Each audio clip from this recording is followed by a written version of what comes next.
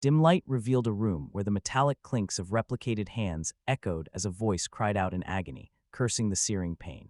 An injured boy sat on a bed.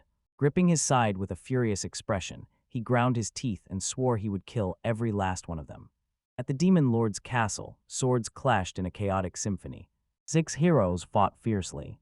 Mid the struggle, a female warrior said in frustration that the Demon Lords were right in front of them, while the others, overwhelmed, urged retreat. The hero suddenly realized something and called to Aikido-sama, who said they would hold the guards back so he could focus on the Demon Lords. Nodding with resolve, charging toward the enemy, he advanced as the demon laughed mockingly. A sudden explosion shook the area as the hero's sword flared with power. Studying himself, he muttered an apology. He thrust his blade into the demon, who cried out in disbelief at their defeat.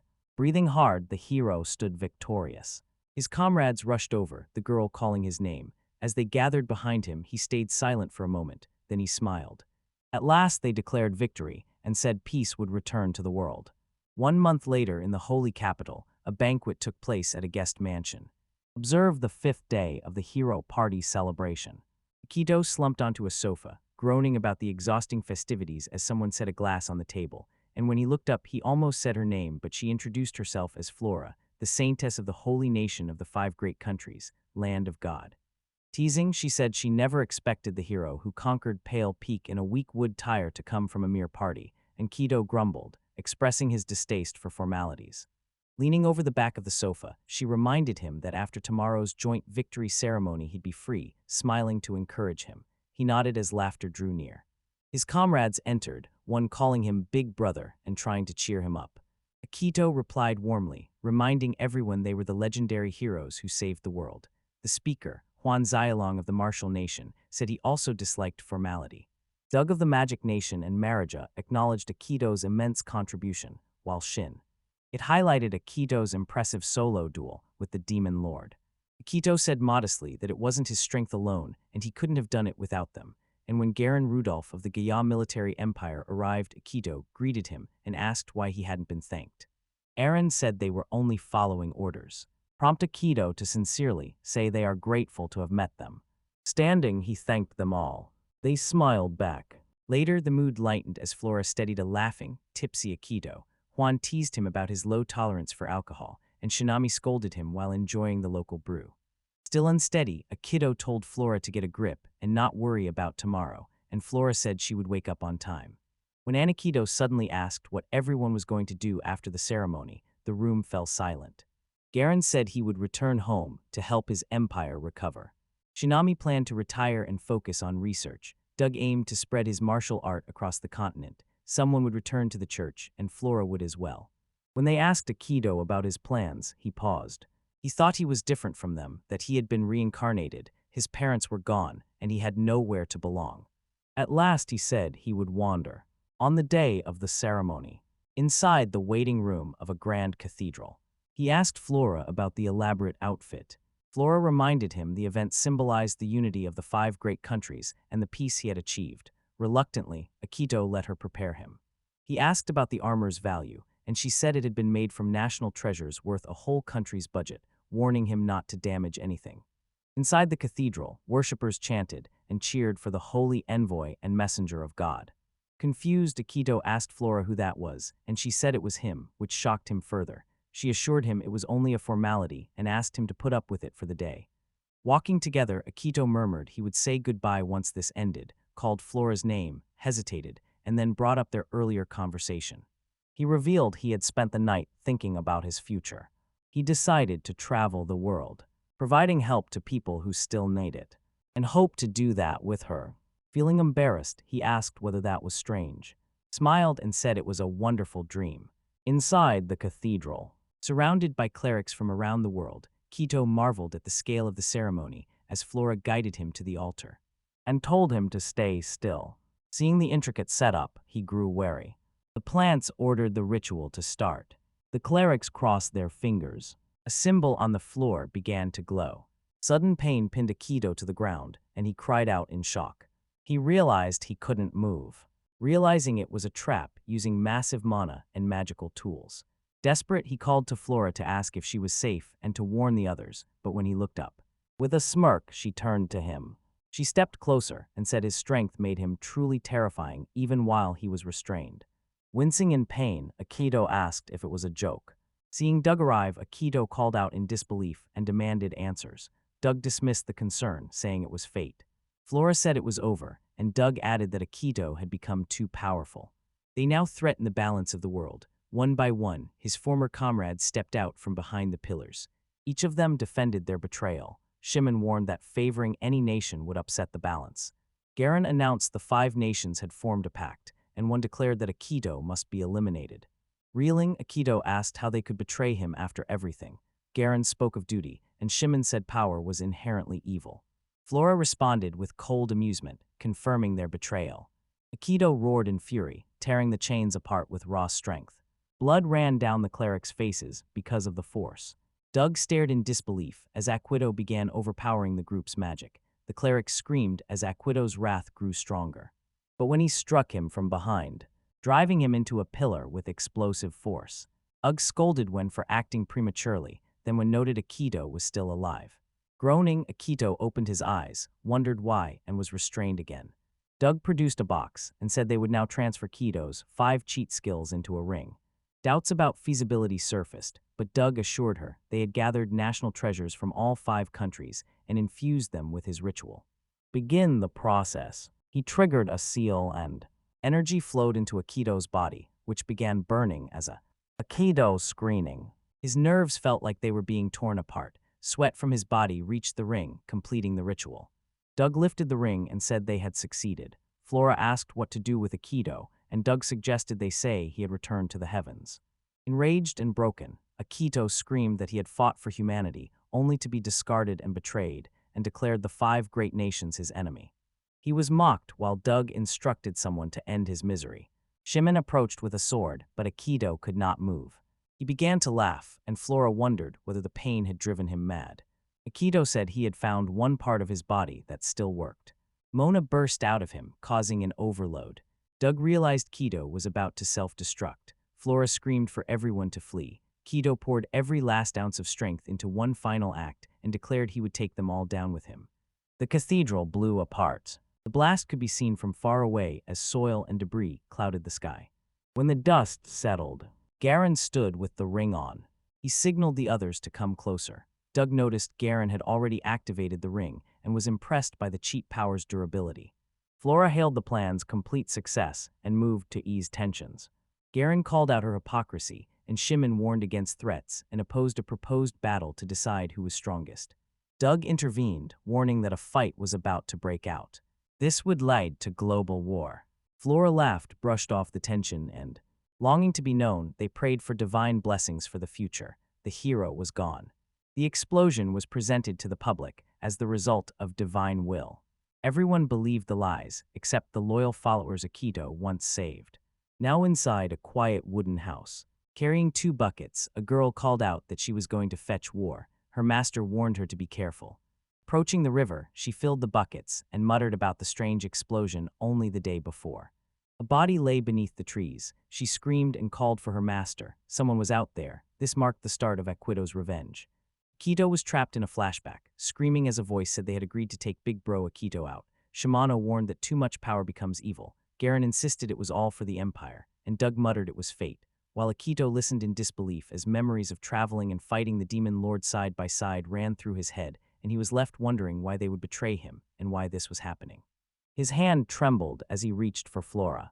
Shouting her name, he pleaded that this had to be some kind of mistake, especially coming from her, and stammered that he had really cared about her. Flora turned to him and smirked coldly. Her heart sank as she said, "Poor Aikido-sama, you never realized we were using you until the very end." His eyes filled with tears. Convinced they had used him and taken everything, he vowed again never to forgive them. All 5 Astrid nations were now his enemies, and he vowed to get revenge no matter what it took. And he shouted that he would kill them all. Waking up with a sudden jolt feels alarming. Scanning his surroundings in confusion, he whispered in disbelief that he had no idea where he was or what this place was. He saw himself in bed and muttered that he was alive. He tried to get up but could not move. His own voice sounded foreign in his ears. A girl peered nervously through the door and muttered crap under her breath. She rushed down the stairs and told her master he was awake and in agony. He said the painkillers had worn off. They hurried into the room, the master moving to hold Akito down while instructing the girl to force the medicine in. She replied firmly, "Got it," and Akito struggled to gulp the bitter medicine as his mind raced in terror, trying to make sense of where he was and who these people were. When they finished, he coughed violently and gave a hacking gasp, and the master noted he was starting to calm down. His eyes dimmed as he took a deep breath. He snapped awake, glared at them, and demanded to know who they were, where he was, and how long he'd been unconscious. The girl recoiled and shouted in frustration, rebuking his attitude and insisting that without their help he would be dead and he should at least introduce himself first, while the master calmly pulled her back. They explained that judging by Akito's expensive clothes and accessories, he was clearly a man of status, and that given the situation they would not press him if he did not want to talk, adding that he had been washed up near the river soaked in blood and they had only just found him, and he said this was his workshop. Akito stared at them and realized they had saved him and taken nothing, so they did not seem like criminals. Cress introduced himself as the master and the girl as his apprentice, pointed out that she had actually rescued him so Akito should thank her not him, said he did not want any trouble and wanted Akito to leave as soon as possible, and Kito looked away and muttered thanks. Cress gave him a passing glance and said fine, he would write a letter if Akito gave him a contact who could come pick him up. When Akito remained silent, Cress asked what was wrong and if he had anyone. After hesitating, Akito asked to stay a little longer, promised to pay them back, and said he'd leave on his own once he could move again. The girl looked at him, confused. Cress repeated stay here with a raised brow, asking how long and insisting he was not a nursemaid, while Akito frowned, questioned what he meant, and said he wasn't asking for 5-star treatment. Cress fell silent for a moment, then said Akito really hadn't noticed. The girl turned to Cress, said his name, and told him it was better he hear it now because sooner or later he would have to know. Though she hesitated and suggested they wait until he was more stable, Akito shouted at them, demanding to be told what they were whispering about, and Crest stepped forward, gripping the blanket and saying it was fine since even if Akito panicked he could handle it. He reached to pull the blanket back as Akito shouted again, insisting he'd be told what the hell they were talking about. When Crest finally pulled the blanket away, Akito stared in stunned silence, his breath catching as he realized his arms and legs were gone. Confusion broke his voice as he said HUD and his thoughts raced in horror. No, it's gone. They're gone from my arms and legs. Turning to Crescent in disbelief, he was met with a grim reply that the damage had been too severe, and that without the amputation Akito would be dead. Kido saw himself and let out a desperate scream, shouting why this had happened to him, as the master ordered that he be held down. Someone struggled to hold him back, as Akido pleaded for someone to tell him this wasn't real. His mind raced in panic, wondering why it had to end like this, whether he had blown the others away in the explosion, and if so, why the rest of his body was still intact. And then a dreadful thought hit him and he muttered, "No, don't tell me.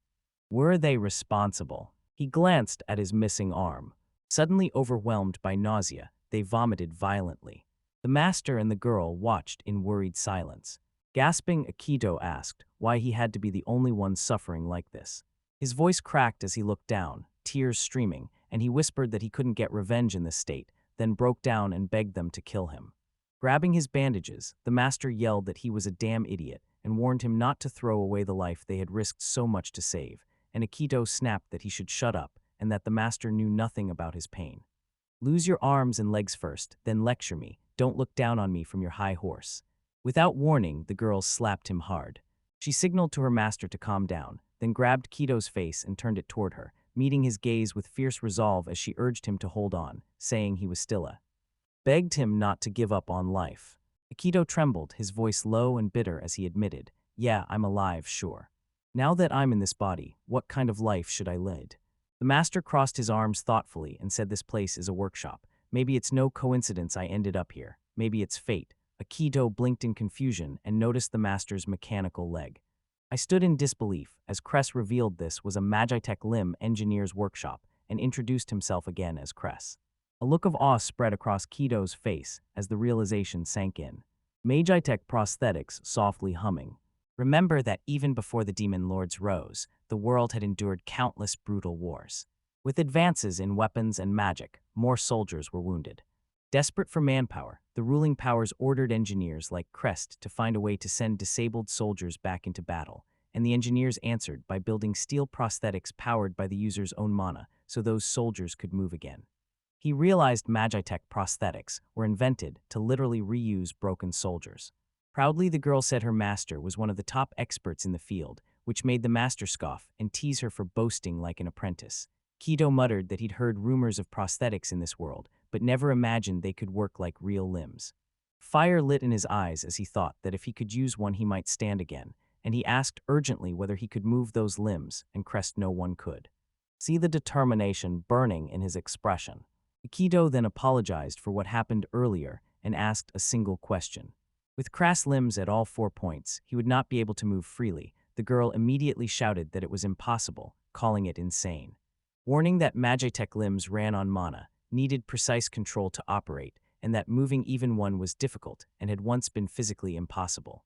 She said the process demanded an enormous mana reserve, and some users were left bedridden for life because the limbs drained their energy simply by being worn. Cress warned that replacing 4 limbs would cost a fortune and they could not afford it. Akido said he understood, looked at his accessories, and told them to sell everything, saying they were worth a fortune and as valuable as national treasures. The girl asked in shock if he was serious and truly meant it. Akido shouted his plea with everything he had, insisting he still had something to do.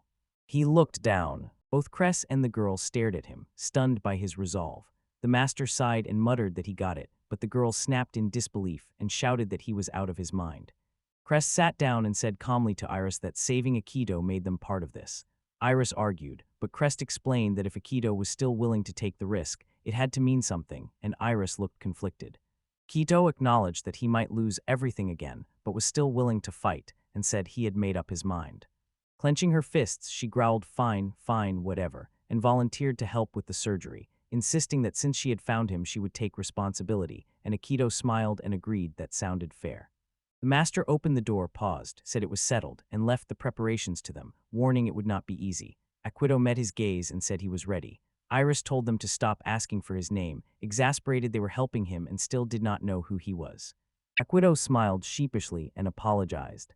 He introduced himself as Akido. She gave a faint, relieved smile as Cress assured him they would do everything they could and asked him to trust them. Akido nodded, thanked them, and the surgery to install Magitech limbs began. Installing special plugs creates a monitor kit that allows limbs to be detached or replaced easily, making repairs simple if a part breaks.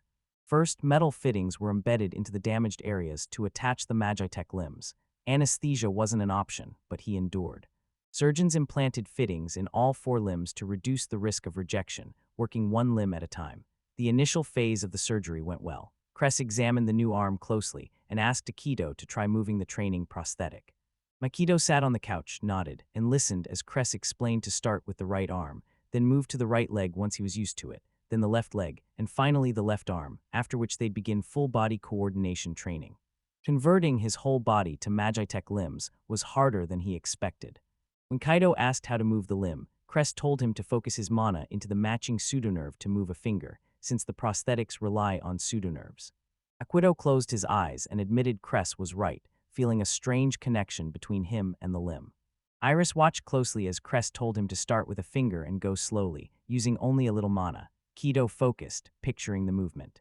His whole arm suddenly jerked back and hit the wall. It left a gaping hole, and he cried out in shock, stunned that a mere finger twitch had moved the whole arm. Iris called out as the arm crashed to the floor. Kido panicked while Cress warned them to watch out and said too much mana could kill them all. Kido stammered that he did not mean to, that it moved on its own, and he did not understand what was happening. And Cress muttered in disbelief that such power came from just a training arm. Iris hurried over and ordered Akido to shut it down. The master stared at him, murmuring to himself about this man, and Cress narrowed his eyes in awe and suspicion as he quietly tried to figure out who the man really was. His prosthetic hand had come off, and as Akido sat on the couch, he muttered an apology while the girl stood beside him with her arms crossed, scolding him sharply and saying he did not understand the meaning of restraint. He replied with genuine remorse and repeated his apology. The master stared at him in disbelief, muttering under his breath as he tried to understand what kind of freak Akido could break a Magitech prosthetic with sheer mono output. No standard prosthetic could handle his mana, so he said he'd have to craft a custom set, which lit Akido up with hope, but the master added he would charge extra, and the Akido would also have to pay for the floor and wall damage. Groaning, Akido pushed himself to his feet. Getting his Magitech limbs had been pure torment. Bedrid and the girl fed him spoonfuls of food. He lost, and I thought he didn't respond. Finally, he grabbed the tray and tried to sit up in bed. He insisted she didn't need to feed him and told her to just leave the food because he'd eat it himself. She snapped, asking what kind of person treated someone like a dog. The worst part for Akito was the helplessness. He couldn't bathe, go to the bathroom, eat, move, or even scratch an itch. It was a waking nightmare. The cruelest suffering came from inside his mouth. The pain struck hardest at night or when it rained. He screamed into the silence, writhing from phantom pain and saying it burned. Pain surged and the limbs felt gone. Lightning shot through his bones like glass underfoot. His brain misfired, pain followed, and no medicine worked. Biting into his blank offered no cure. Driven by agony, he screamed. Through clenched teeth, he vowed this pain would be his fuel. The pain screamed at him never to forgive. He would kill them all, even if it was the last thing he did. Iris listened quietly outside his room, guilt washing over her for pushing the surgery so quickly. Training continued as he spent a year practicing writing on fake hands. After he got his prosthetic legs, he used a stick to stand and stared at the floor while Iris watched from behind. He suddenly jumped and then collapsed. Balancing on prosthetic legs required tremendous control, prompting her to rush over and scold him for walking alone. He apologized, saying he just wanted to adjust to his new body quickly. She steadied him and asked why he was in such a hurry. He nodded without speaking. Master was outside shoveling snow and later ate something. I was surprised to learn Iris was 17. Sitting outside at a table sharing snacks, Akito reacted with shock to her age. She asked if he meant she looked old and he quickly denied it. She told him she had been an orphan taken in by the master. Living with someone else was new for her. He apologized for being a burden, but she brushed it off, comparing him to a stray month they picked up. He asked, confused, what she meant, and she admitted that, strangely, she'd been enjoying herself lately. She paused. Then someone quietly added that maybe it was because of him. He panicked and asked if he'd ruined the mood again, and she laughed, thanking him for the cliché line. As the seasons passed, Master kept working on Akito's limbs. 4 years later, in a field, Iris called and asked if he was ready, and he answered from afar that he was good to go anytime while she carried a basket of air. His dinner depended on his catch, he assured her, and she tossed the eggs into the egg. With pinpoint precision, Akito caught every one of them, even the cat's. He stopped it with his foot as it nearly fell. She was impressed and praised his skills. Master stepped out from behind, watching with a prototype prosthetic. Kido looked at his hand and murmured that he'd finally got the hang of it. Controlling it now felt like a video game. His made Gaitek body worked like a custom controller, and after his brain adjusted, he was more precise than ever. Iris looked at the basket, amazed none of the eggs had broken. Akito turned to the master and asked how he looked and whether he was ready for the real limbs now. The master agreed and said it was time. They entered the workshop and found a box holding a completed leg. Then Master revealed his custom-built Magitech prosthetics. Akito shouted in disbelief. Upset, the prosthetics had been finished the whole time and no one had told him. Master admitted he had to test Akito's resolve, and Akito, confused, asked what he meant. Master remained silent and told Iris to fit the limbs. Akito was amazed by how incredible they felt, remarking how incredibly natural they were. His punch shattered a wooden beam. He admired their strength and responsiveness. Master Proud reminded him who built them, then he passed the torch to Ai. Given the task of fine-tuning, she panicked at the responsibility and stammered that it wasn't what it looked like, while Master Tease insisted no one understood Akito better than her, so she was the perfect choice. She shouted back angrily, and Akito, watching from the back, clenched his fist and realized it had been 4 long years. The fangs were finally his. Let them enjoy the peace while it lasted, because soon they would regret everything. Several months later, Akito and Iris walked through town with their arms full of supplies. Akito realized it had been a long time since they'd walked like this. Iris reminded him he'd been too busy training and tuning his limbs. Back home, Master Lei sickened was coughing when Akito saw him, and Akito noted how rare it was for Crest to fall ill. Crest asked Akito to handle a delivery, and Iris replied confidently that they weren't kids anymore. At that moment, they wandered the market and spotted a food stall. Iris noticed the delicious smell and suggested they check it out. One kid dismissed it as a child's errand, but then she called his A. Confused, he studied the statue and realized it was him. The armor and gear matched exactly, so he wondered why it existed, and a man behind them said they must have heard of the Heroism Church. Stunned, Akito repeated the name. The man said it was a group started by people the hero had saved who honored him like a god. Akito fell silent, stunned. The man continued, saying there were Heroism Church branches in all 5 nations. Akito grabbed Iris's arm and said they should leave because he recognized a sales pitch. She found it all rather sad. He said they had once stood united under Akito to defeat the demon lord, but now the nations were at war again, and they wondered why that Akito had abandoned them and ascended to the heavens. Although the demon lord was gone, monster attacks continued as the nations did nothing, and the borderlands fell into chaos. As they walked, Akito silently wondered whether he'd just been hiding in peace for 4 years like a coward, and he said aloud that he wanted to know if they really did all the. Something rustled in the bushes. Spotting movement, he muttered that it looked like monsters. They shouldn't be this close to town. Iris ducked behind him and said she had a bad feeling. He agreed and told her to stay put. He lifted her onto his back and sprinted toward home. The monsters reached their house first. Iris gasped as she saw the workshop under attack. Akito cursed under his breath, knowing Crest was inside. With rage surging, he leapt into the air and shouted for Iris to get out of the way, clashing with the monsters and cutting them down with newfound precision. Bursting into the room calling for Cress, they saw what had happened, and Akito's eyes went dark. He should have seen it sooner. These people always took everything from him. In the tub, Iris pulled the chain, and a bucket of water splashed over her head. Slowly sinking into the tub, she pleaded in a trembling voice for her master not to leave her behind. Akito stood at Cress's grave with his eyes closed, remembering the old man's final moments. As Akito was about to leave the room, he asked if they shouldn't at least call a doctor, and whether Cress really wanted to stay like this. Cress simply said he had known while dying that these wounds couldn't be saved. Akito hesitated and said Iris had rushed off in a panic to find medicine, desperate to stop her master from dying. Cress, coughing hard, had called her a stupid apprentice for leaving at that time.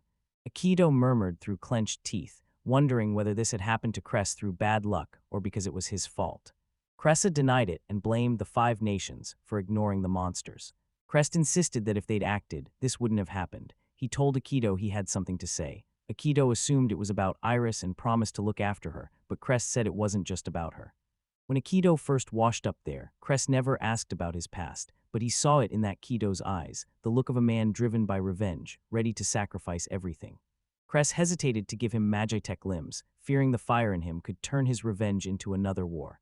Akito laughed softly when he realized Crest had been testing his resolve for that reason. Crest admitted that although he had hesitated until the end, once he saw Akito and Iris working together, he was sure they would finish what he had started. Akito nodded and said that by this point, the gear was something they had made together. Crescent asked for only one thing in return, for protecting that idiot apprentice. After saying those final words, the old man died. Akito approached Iris at the grave, called her name, and said they needed to talk. Rising slowly, she looked hollow and whispered that this was too cruel. He explained to her exactly how he ended up there. Then he asked if she believed him, and she snapped that he shouldn't insult her, saying she'd watched him for 4 years and knew he wouldn't lie. She asked what he would do next, and he said he would get revenge. And when she asked if it was just to regain his power, he admitted that was part of it, but mostly he wanted them to atone. After he told her he couldn't stay and warned her it was dangerous to remain in the workshop alone, she yelled that she was going with him. He stared in disbelief and questioned her, and she answered that only she could maintain his prosthetics. Stunned, he realized she was right and no one else could fix them. Those limbs were one of a kind, based on ideas he brought from modern Japan and mostly inspired by anime and manga. While sitting at the table, he asked her to make the arms stretch or detach and to add boosters to the legs. She agreed to try, and the build became a fully loaded custom monster. He said he could just return to the workshop whenever something broke, but she snapped that revenge would not be that easy and had no choice but to come along. Pressing a hand to his head, he muttered an apology to Cress, knowing he couldn't face him like this. He finally gave in, admitting she was impossible to argue with, and she cheered, saying she'd start packing right away. Back at the house while she kept busy, Akito warned her not to run off alone and told her to listen to him. If she died, it would all be for nothing. She snapped back that it was her line, he owed her, and she wouldn't let him die after all the work she'd put into those limbs. A strange expression crossed his face as he looked at her. Realizing she had lost her only family too, she kept her grief hidden to stay strong for him. Reassuring her, he promised to pay back every cent he owed and said he would not die until he did. He wouldn't leave her alone, and she froze in surprise. She laughed when he glanced at her with one eye. Turning to him, she said he should keep that promise. Kido smiled and remarked. He remembered Cress's last request to keep her safe, moved to the sofa, and promised again that he'd protect Iris no matter what. They packed their things and waited until everything was ready. Scanning the room, he said it was time, pulled the curtain from the window to hide himself, adding that from now on he would need to conceal his identity. She asked where they were headed first, and he said their first stop was the nearest capital, Rak, where one of the 5 heroes, Zia Long, lived. Nodding, she said they should get going, as they left the house behind. He believed someone out there needed his strength, and if he could help even one person with Iris at his side, he might find purpose again. At the city gates of Raku, the marshal's capital, desperate peasants begged the soldiers to open the gates.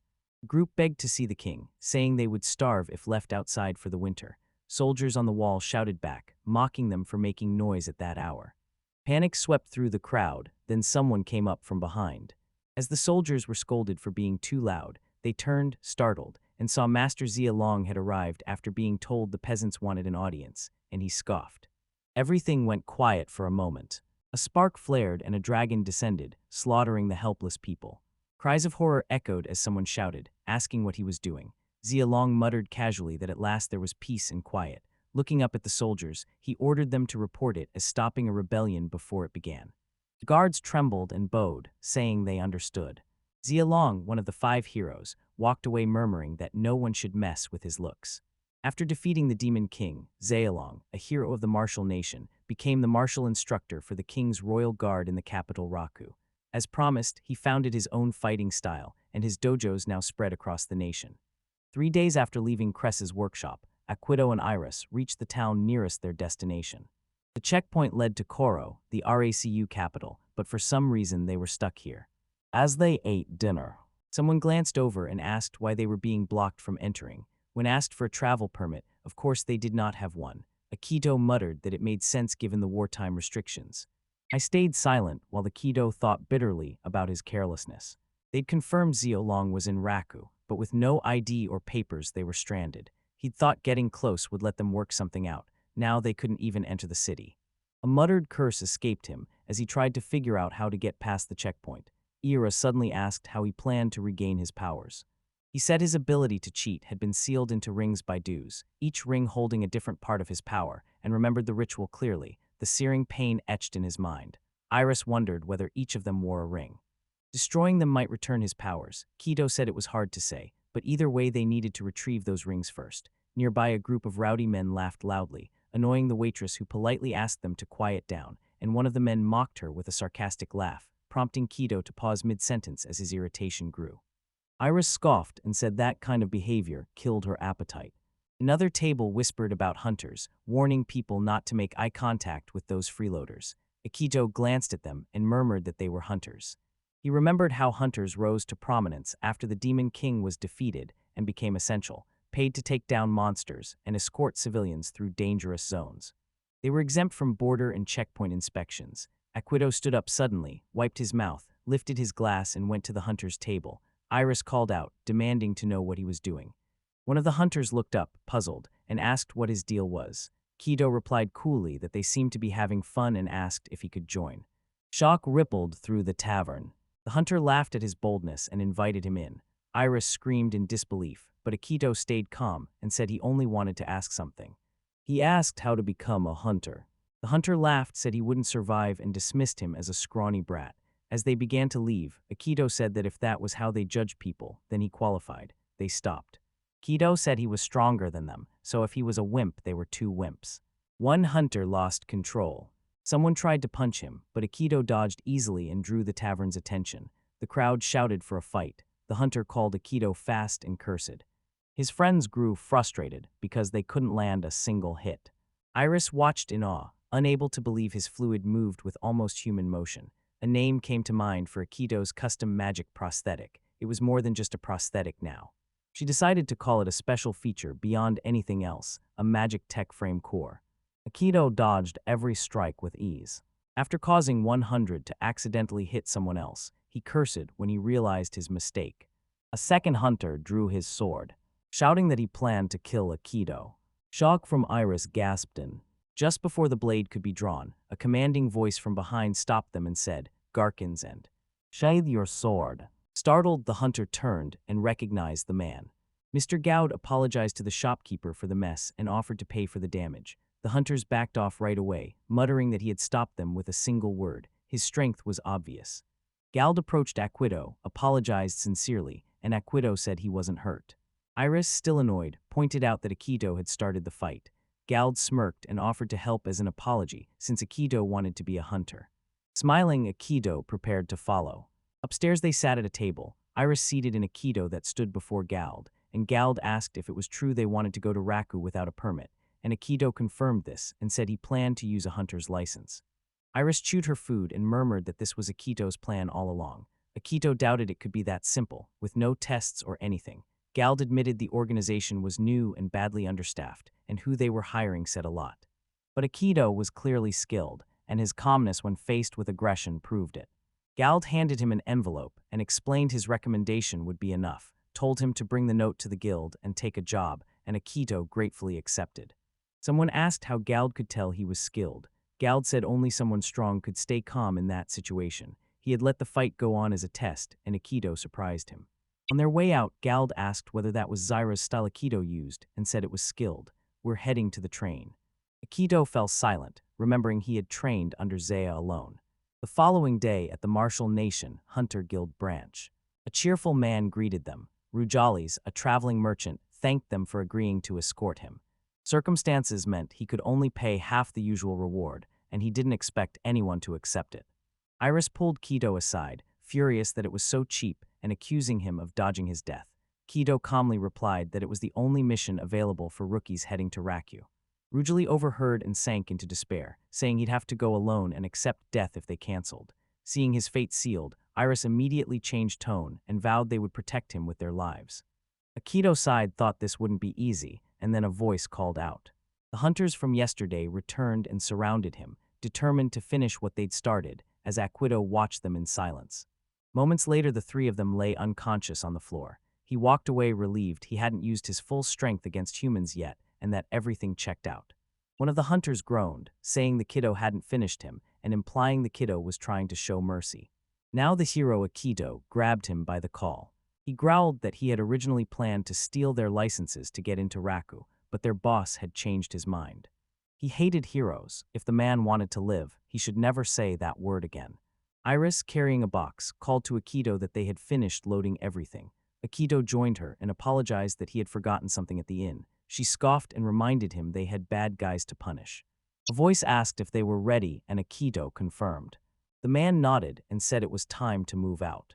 Sitting in the back, the kid thought the five heroes were the real bad guys, some of the worst monsters alive. Convinced he'd lose a fair fight, he became an even bigger villain.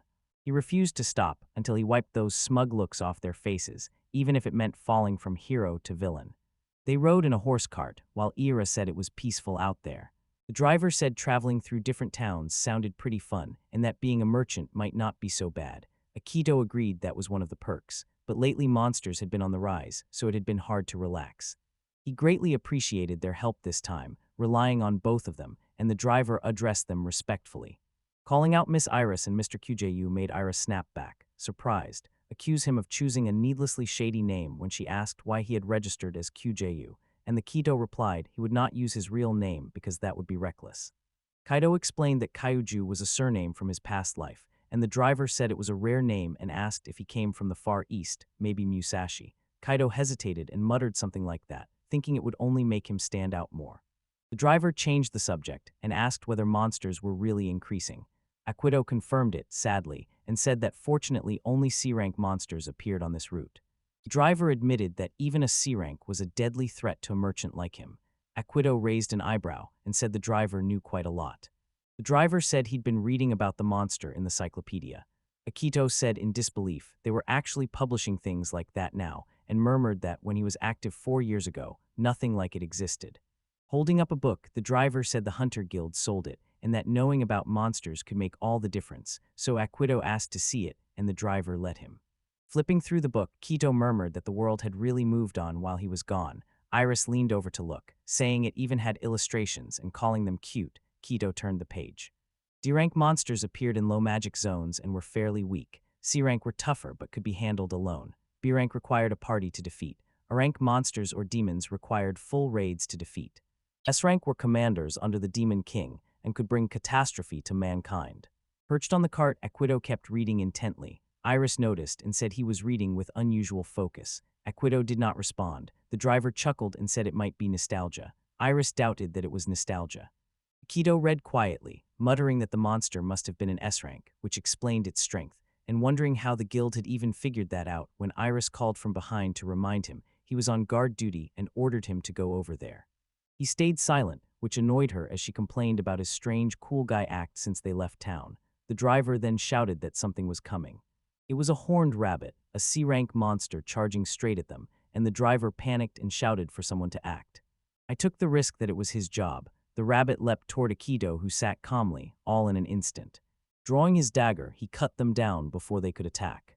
Iris watched and praised his move, saying she had gotten the monocore and thanked the bunnies, and Driver, stunned, said Aikido had taken out 2 C-ranks in an instant without even looking. Iris told Aikido to keep going, collect more cores, and pay off his debt. Aikido read aloud that the monocore was the nucleus of a monster's body and that removing it caused the body to collapse. He explained that monocores conduct magic well and are used in magical crafting to make conductive materials. Magellums fused silver with monocores in their circuits. They also stored monokin and powered various magitech devices. Glancing around, the driver said things seemed under control for now and urged them to keep moving. They paused at certain spots to eat and Aikido stayed absorbed in the book while Iris took care of her tasks. That night they slept together under the stars. They kept going until one day Aikido stepped in front of the cart and I have no idea what that was. The driver guessed it was a herd of horned rabbits, but Aikido told him to look up at the sky behind them. An eagle swooped down and launched a surprise attack. The scene shocked everyone, and the driver shouted in panic. When the eagle landed on the back of the cart, the horse panicked, and the cart began to move out of control. The driver shouted that it was an A-rank monster, a griffin, and wondered why something like that would appear in a low magic area. Aikido said calmly that it wasn't targeting them but the rabbit swarm. The driver countered that it was clearly locked onto them now, and no force short of a whole battalion could handle it, declaring they were doomed. The griffin lunged with its sharp talons toward them, but Aikido stayed focused and kicked its paws, causing it to land. He vaulted onto the griffin's back. Mocking it, he asked what was wrong and whether anyone had ever gotten the drop on it. As a kid, he pulled a rope from his belt and tossed it over the beast. He tied it tight, pushed it to the ground, and shouted for it to fall. Iris and the driver stared, mouths agape. When they arrived, the relieved driver thanked them and said that because of their help, he would reach the merchant guild on time and close his deal. He admitted he still couldn't believe he'd seen Aikido drive off a griffin with a single blow. Iris corrected him, saying it technically got away. Aikido stayed silent as the driver asked who they were since they didn't seem like ordinary bodyguards, and Iris and Aikido looked at each other. They pointed at each other. Iris said they were just a debt-ridden rookie hunter, and Aikido called her a loud-mouthed apprentice engineer. The driver looked puzzled. As they walked off with their gear, Iris said the griffin's core was priceless and it was a terrible waste. Aikido said they had no choice. Getting to Raku was the top priority and they couldn't risk any more delays. Iris stopped and asked if that made his debt repayment pointless. He brushed it off and urged her to keep moving. They looked up as Aikido smiled and said, after all that chaos. At last they reached Raku. Elsewhere, Zio stood alongside Satatop on a mountain of dead monsters, while an air-ranked griffin knelt beside him, its body dismantled. The creature that had required an entire battalion to hunt was taken down barehanded, a feat figure either divine or inhuman. The griffin thought this was the power of the 5 heroes. Zio watched and called it a snooze fest.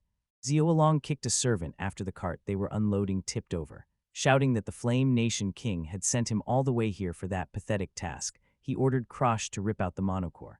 Turning to the griffin, he said it was time to blow off some steam and demanded a top-tier girl be brought to his quarters. When the griffin asked again, he specified he wanted a married woman. Griffin, confused, asked if he meant a married woman, and Zio grinned and confirmed, adding they should make sure to bring the husband too. Griffin fell silent. Zio asked what he didn't get. Smirking, he remembered what happened with Aikido 4 years ago, and muttered that stealing what someone else valued most felt best. When Aikido was training, he fell during a lesson and Iris caught him, shouting that it was dangerous and reminding him not to rush because he was still learning. A kid who apologized said she had saved him. She told him to always move slow and steady and to drill that into his head, some days. Using wheeled supports while walking, Aikido stepped toward Iris while she stood still. Iris noticed and grew flustered as Aikido felt his heart couldn't take it. She turned to face him, apologized, and offered to move. Aikido told her to wait, She reminded him of her earlier advice and looked at her. He repeated that when he moved, he should move slowly. Their master stepped out, saw them standing in the daylight, and wondered aloud what they were doing, thinking Iris and Akito might be getting closer. They reached the city gates and handed over the envelope. When the guard examined it, Akito remained. The guard narrowed his eyes and asked if he was a hunter and what business he had there. Akito said calmly he was there for work, sent by Gald, and showed a letter of recommendation. The guards recognized the name, nodded, and let them through. As they walked on, Iris glanced back and said someone clearly disliked him. He replied that despite that, Gald was clearly well connected.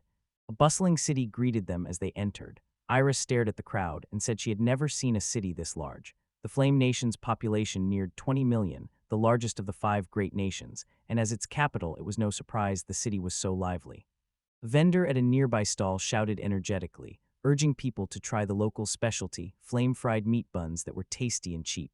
And I started running toward the smell before Akito grabbed her by the arm and held her back as the vendor kept calling, promising they were fresh and hot.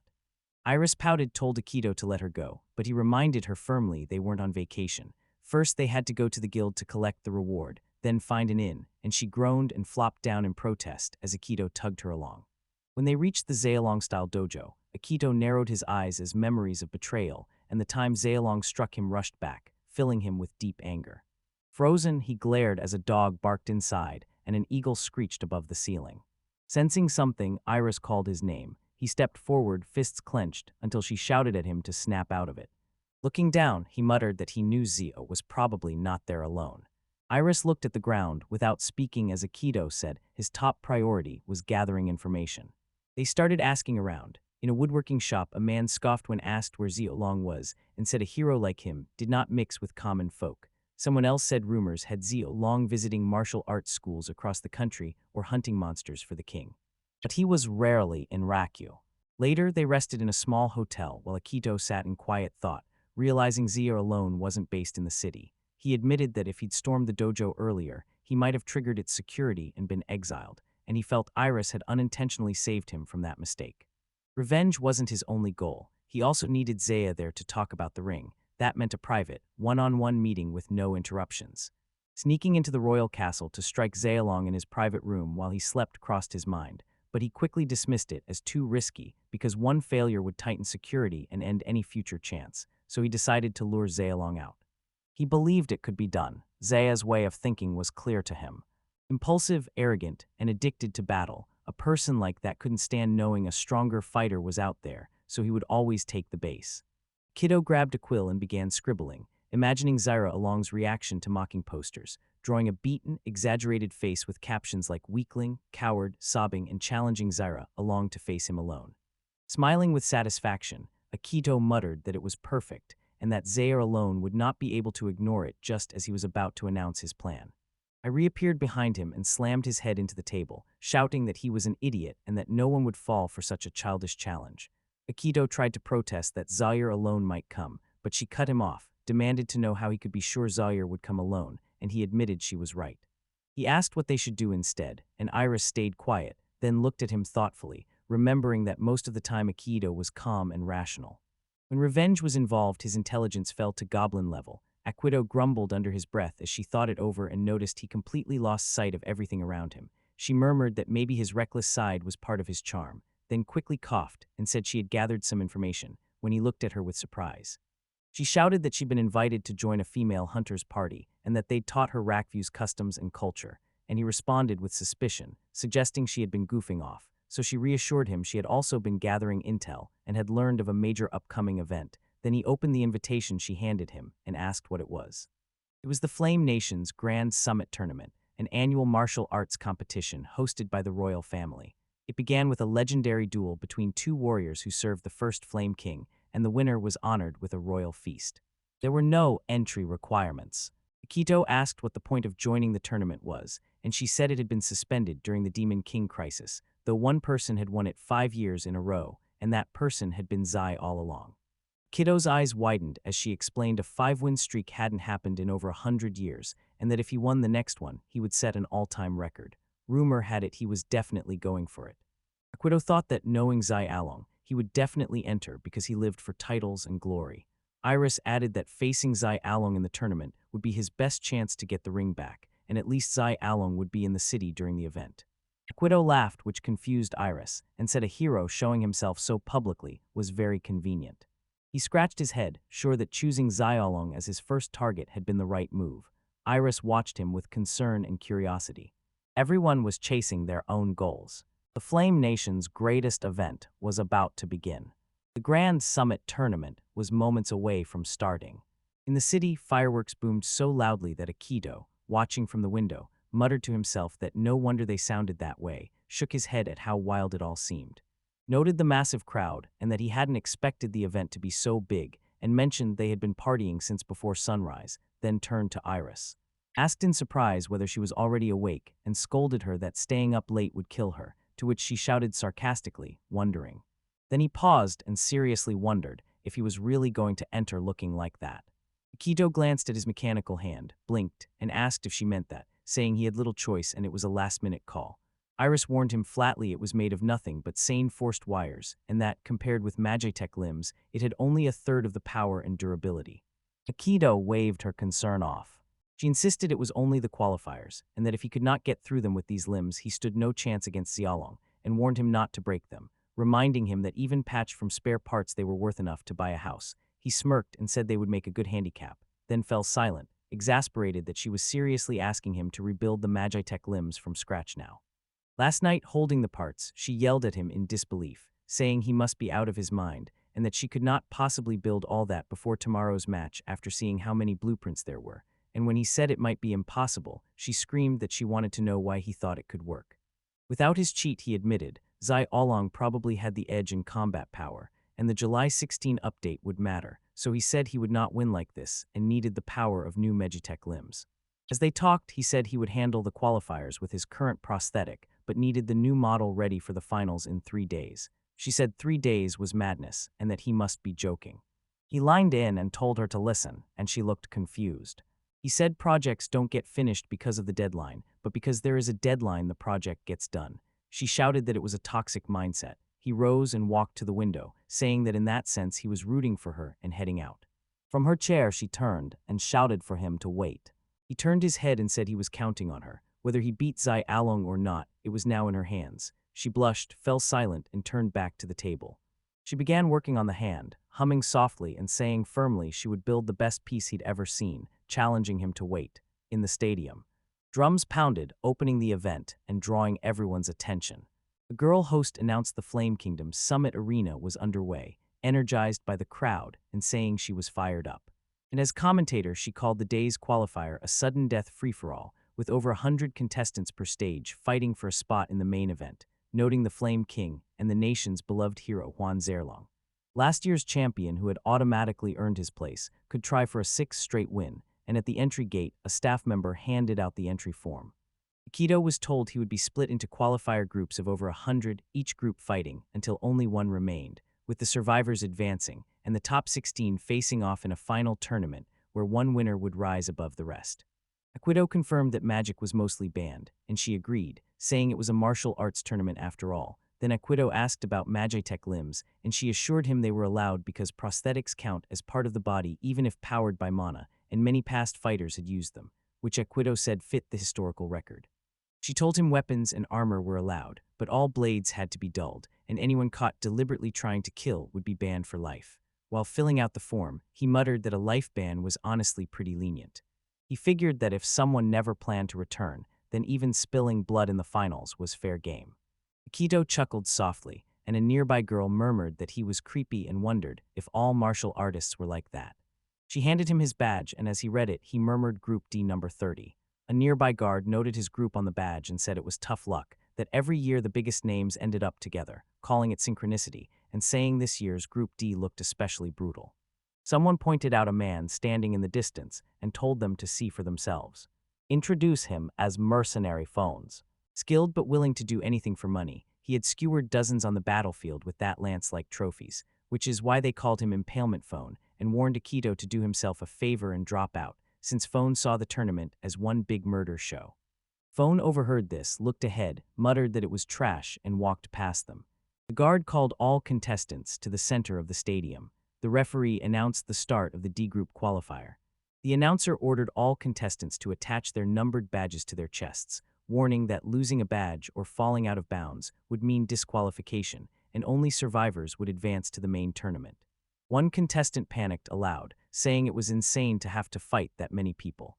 The referee reminded everyone that intentional killing would result in immediate disqualification. Phone stood silent against the crowd, thinking he only had to avoid getting caught and calculating how many people he could take out in the chaos. Stepping forward, Aikido suggested they move to the center, saying the edges were a death trap. Other contestants shouted at him to stop pushing and accused him of trying to throw the match by heading toward the edge.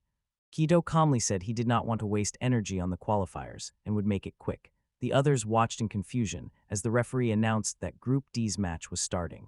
When everyone began fighting with their weapons, Aikido suddenly dashed through the chaos. A bystander stared in shock at the man's missing arm, then spotted something else and shouted in disbelief, asking what it was. As they looked up and saw a rope tied to his wrist. Another contestant shouted that it was a rope and asked what was happening. As the chaos continued, Griff watched from the stands in silence as someone shouted that the contestant was pulling a string around the arena, and Aikido slid across the ground, muttering that it should be enough. He tossed the rope to a pillar across the arena. A massive man came at him from behind, shouting for him to stop wandering like an idiot, but Aikido kicked him square in the face. He picked up his large axe with one hand and said the timing was perfect. Striking a stone with the axe, he pulled the rope tighter around the aruba. Now grabbed the corner firmly. Griff watched as puzzled onlookers realized that a rope circled the stage like a tripwire. Panic swept through, and the contestants tangled in a chaotic scramble, cursing and shouting in confusion. Aikido realized too late they were being pulled and released the rope. It sent everyone flying into the air, while the shocked hosts screamed in disbelief. The whole D group had just been thrown off the stage. Someone then noticed one man still standing, and a child's mechanical hand reattached to him, as the host announced that somehow contestant number 30 had advanced to the main event. While in the VIP seats, the king laughed and asked who the man was, prompting Zaire along to ask Kaku for his name, and Kaku replied that he seemed to be registered as QJU as Zaire peered through his hand for a closer look, saying you would forget it soon enough. Phone, also thrown out of the arena, muttered in disbelief that Aikido was the only one from his group to qualify as he stood alone and advanced to the main tournament. By day 2, nearly 6,000 contestants had passed through the qualifiers, leaving only 16 elite fighters. In the center of the arena, the host shouted that it was day 2 of the Magitech tournament, announced the bracket battles were starting, declared that only 2 would earn their place in the finals, and revealed the matchups. In the crowd, Aikido scanned the board until a familiar name stopped him, his eyes widening in disbelief as he muttered, Zaya, under his breath, his expression darkening and his fist clenching before he told himself to calm down. He reminded himself that Zaire Along was on the opposite side of the bracket, so any fight would be in tomorrow's finals, and that the Magic arm wasn't finished yet, so it wasn't time to use full power. Determined, he decided to hold back for now. The scene shifted to Zoyer, where someone looked down at the bracket, walked over, put a hand on Kaku's shoulder, called to him with a grin, and remarked on the lucky draw. Kaku, confused, asked what he meant. Zoyer Along explained the bracket clearly favored them because they would not meet until the finals, saying their style could sweep the entire tournament and bring great publicity, and Kaku nodded in realization. Zeralong wanted to put on a real show for the finals crowd, while Kakiskov said he was not ready to die yet, and the Flame King then called Zeralong to remind him the tournament was a matter of national pride, with 5 great nations watching, so even the smallest chance of losing was unacceptable. Zaya Long smiled oddly, turned to the king's throne, sat on the arm of the chair and told the king to relax, saying he was only joking and would follow the rules, warning him not to get worked up or his blood pressure would rise. Arrogantly claiming half the nation's power was his, he warned that if he lost, the other nations would pounce at once, so the king should stay seated and keep the throne warm. Leaving, he demanded a reward and many women and ordered Kaku to follow. The king remained silent. The first match was announced, pitting the masked Prince Kik Karasu against QJU, and the host shouted excitedly as it began, mocking the idea that fighting barehanded was clever. Kik threw a huge punch at Aikido, but the Kido calmly caught his fist with one hand and froze him in place. Kik stammered in despair. Before Aikido crossed his arms, you slammed him to the ground in one move, leaving him unable to continue. The host declared Kik Karasu defeated and Kyuju as the winner. In the second match against Iron Thorn's Rose, the host said Kyuji's arm clearly had a trick to it, and that if Rose avoided that arm, he should be fine. As Rose went to strike Aikido, Aikido sidestepped and raised his knee. Rose's sword shattered against his leg, shocking him. Nikito apologized to Drayli and admitted his legs were custom too. Rose shouted it wasn't fair to hide his whole body in armor and called it dishonorable, and Nikito smirked and replied that Rose was no one to talk. Rose then drew another sword, said he'd been saving it for the finals, revealed the sacred blade Almelia as a gift from Grand Commander Baron Garen, and ordered Nikito to face it now. Nikito wasted no time and slapped him so hard he collapsed, and the host announced that Rose was unconscious and QJU had won again.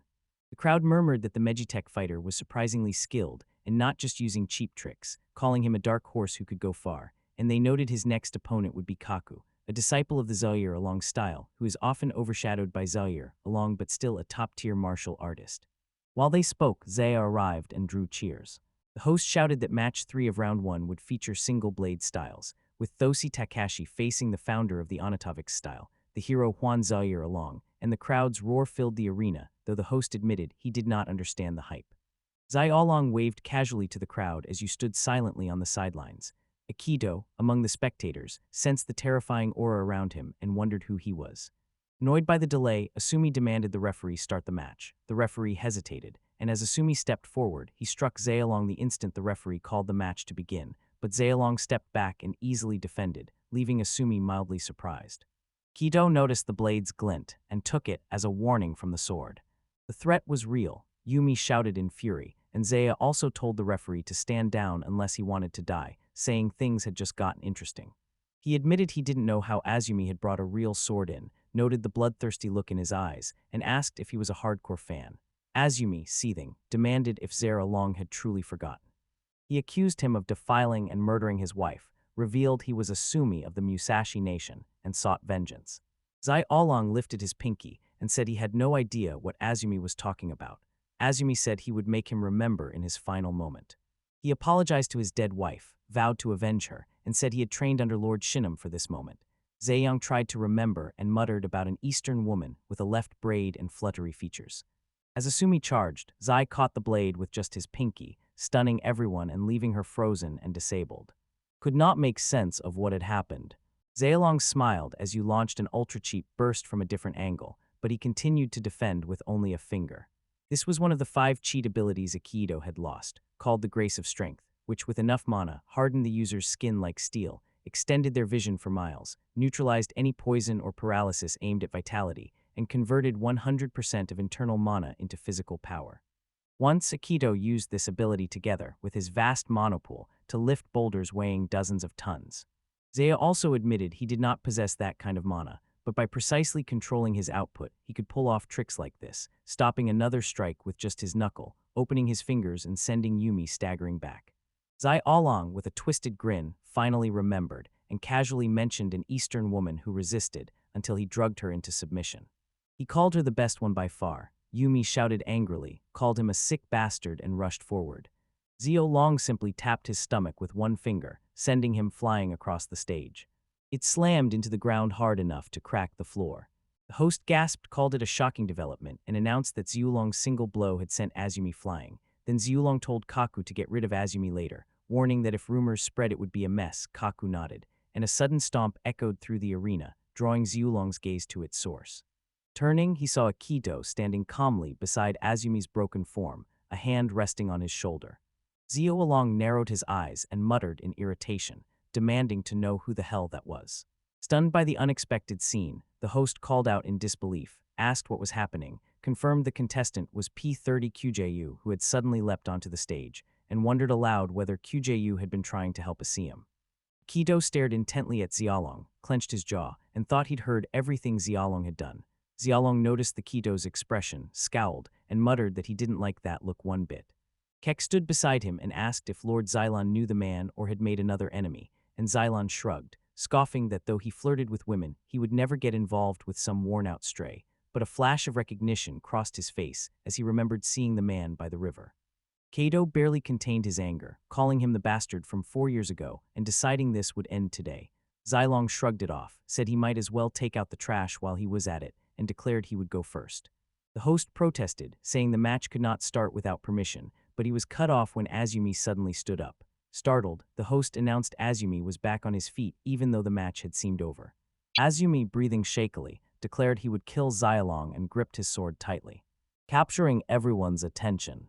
Shocked, the host announced that Azumi had collapsed, unconscious while still standing, declared Xialong the winner, praised both fighters' tenacity, and asked for a big round of applause. The quarterfinals ended, and the host told the audience there would be a short break to reset the stage. Scene shifts to a private room where the referee speaks calmly to Kido, explaining that normally interfering mid-battle leads to automatic disqualification. Since Asumi had already broken the rules and the match technically hadn't started, it was declared void, and the referee told the Kido to be more careful in the future. Kido bowed slightly, offered a quiet apology, and internally admitted his actions were reckless. Looking at Azumi, now unconscious with a cloth over his eyes, he realized his emotions had almost made him attack Xiaolong and lose everything. Yumi, stirring weakly, thanked Akido, saying he had risked everything to save someone like him. Akito replied modestly that his body had acted on its own. Yumi then confessed in a trembling voice that Xialong had tortured and murdered his wife and that he had entered the tournament for revenge. Akito said he had heard everything, though he doubted the crowd had. You may now be weeping as he admitted vengeance had consumed him, broken his warrior's code, and led to a humiliating defeat. Convinced that only his late wife would truly mourn his disgrace, Akido stood silent for a moment. She then said gently that she must have loved him deeply. Yumi stayed resolute and insisted he could not turn back now, and Akido replied that if he could return to a normal life he should, and that he would take Yumi's place and make sure justice was served. He believed people like Xylon deserved no mercy. Elsewhere, Irish woke at her desk, checked the time and muttered that she dozed off, 2 nights without sleep finally catching up to her. Outside, she looked at the night sky and said Akido still hadn't come back, so he probably hadn't lost. A voice in the street announced that tomorrow's big clash would be Akido versus a Xylon. Irish clutched her upgraded Magitech system and murmured uncertainly as she recalled her man. She hoped she had made the right decision. The scene moved to a quiet chamber where Keck respectfully told Lord Xylon the appointed hour was near and took his leave. Xylon, stepping out of a steamy bath, noted how late it had become, and Keck agreed. Xylon called for Keck. Trying to recall the next guy's name, he asked if that fighter had any chance. Kak said it was the one with the Magitech limbs, QJU. Xylong nodded to acknowledge him, while Kak said coldly that QJU was just a gimmick user who relied on tricks. Kak declared he would win the match and then forfeit the finals, telling Xylong to relax and enjoy himself. Xylong studied him thoughtfully while sipping. Over a drink, he remarked on his lack of ambition, reminded CAC that being at the top came with perks, and asked what CAC truly want. He suggested titles drew fools like moths to a flame, and that he could have women and money just by claiming them. As he turned to leave, he asked whether CAC really believed he could get what he wanted by living in Xylon's shadow. The CAC expression study said his only wish was for Lord Xylong to stay the strongest. Xylong smirked, finding that interesting. The next day came with roaring crowds as the host announced the semifinal stage was ready. He explained that for this round the ring boundaries would be removed, welcoming everyone to the Deadly Zen Garden, a stage modeled on the Flame Kingdom's historic dueling grounds built for real life-or-death combat. After contestant Bacchia forfeited, the host confirmed this would be the final match of the day. Bacchia quietly apologized and said he had no chance. The referee told Kak to proceed, and Kak, deep in thought about strength, acknowledged and as he walked, recalled how he once chased that ideal. Although Xylong became a hero and sank into laziness and luxury, he still kept the title of strongest, as if mocking all of Kak's efforts. Kak told himself that as long as Xylong stayed the strongest, he would be content living in his shadow. The host's voice boomed through the arena, announcing that both contestants had entered the state. Brand new Jove, Kak. The referee declared that, with ring-out rules removed, the battle would continue until one side could no longer fight or yield. Kak steadied himself and quietly resolved his only wish was to prove Xiaolin was the strongest. Kido struck, but Kak blocked it, making someone on Kido think this guy could really fight. Again he struck and CAC blocked it. He countered with a low sweep that made a Kido leap. For Cacti only, suddenly placed both hands on the ground and he kicked upward with such precision that his foot hit Kido's jaw, sending him into the air with a rare technique that used only 2 fingers for ground support. When the boy came down, CAC jumped up to meet him, unleashing a rapid series of attacks that Akido struggled to block while noting the remarkable speed of CAC strikes. He murmured that he couldn't keep blocking for long as Cact nagged him, asked what was wrong, and told him to hit already. Momentarily stunned, the host regained his voice as a fan shouted in amazement, and he called it absolutely incredible, a masterclass even a layman could appreciate. Some declared Cax's elegant, refined movements the classic Xiaolong style at its peak, while QJU stood firm against it, and another thought it might be their imagination, or that both fighters' styles looked strangely similar, as Xiaolong Yand rested his chin on his hand. Kak watched Kakai Aikido and called out to him, accusing him of copying a few Xiaolong moves but disrespecting the style with his fighting, and vowing to crush his toy too. And Kido replied that since Kak kept bringing up Xiaolong style, he had a question for him, asking whether Kak was supposed to be Xiaolong's number 2. Serving as his right-hand man at that skill level, then consider whether. Kak knew what kind of scum Xiaolong was, said any style learned from such a man was doomed, and that he had chosen the wrong man to follow, then shouted for him to shut up and insisted the Xiaolong style was the strongest in the world. Making it completely certain. His fury flared, his clothes tore open to reveal his massive physique, and Aikido realized he had activated the diamond technique, a Xiaolong-style ultimate form that used a special breathing and Kai method to explosively enhance the body. Cax's punch sent Aikido flying.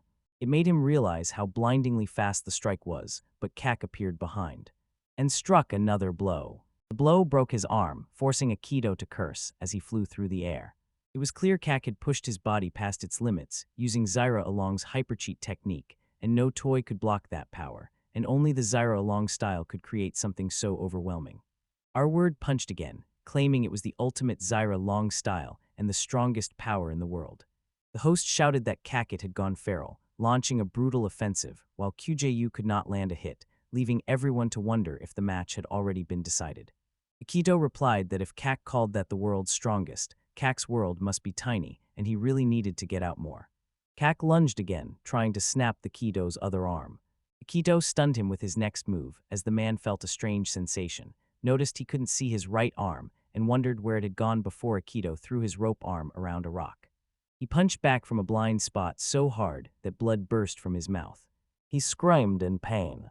The host said Aikido had looped a rope behind the rock around his arm and struck Kak in the jaw from behind, and Bakia, who had forfeited the semifinals, appeared to explain that Kuju had been luring Kak to the rock from the start, even hiding his right arm and calling him a genius, and the host thanked Bakia as Kak tried to stand, but Aikido came over and told him not to bother because he had probably lost all sense of up or down. Kak accused him of cowardice and taking a cheap shot, saying he showed no respect for the battlefield, and Aikido admitted that in a dojo match he would have lost, agreeing it was a powerful punch that might even have taken Zaire with it for a moment. Aikido recognized how hard Kak had trained. Kak said that was why it felt like such a waste. Aikido told him to see more of the world because if he kept following Zaira, he would never be the strongest. Kak stared at his hand, lost in thought as memories followed him wherever he went. They recognized him and shouted that Master Kak had arrived and that they had always admired him.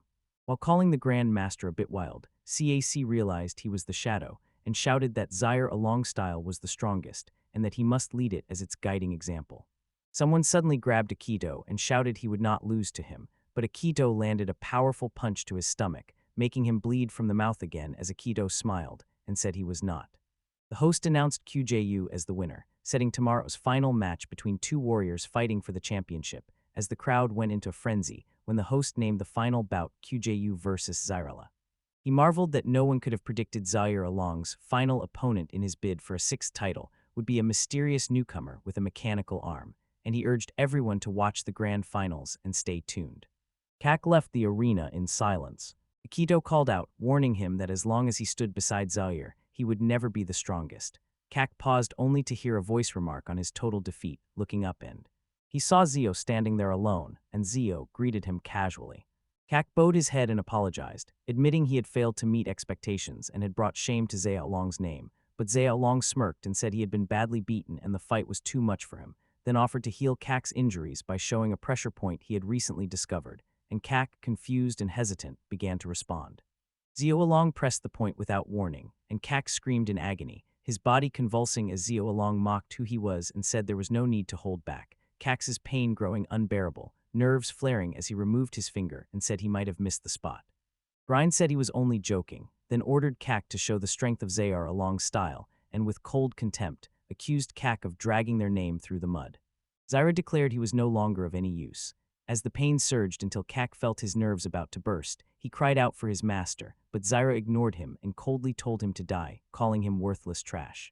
Kag collapsed. Zyra watched him die, then turned his gaze forward and said Qju would be a worthy opponent, feeling his blood begin to boil as he laughed maniacally.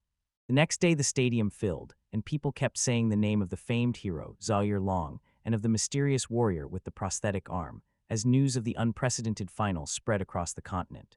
It even reached those who mattered most. Akito returned to the hotel.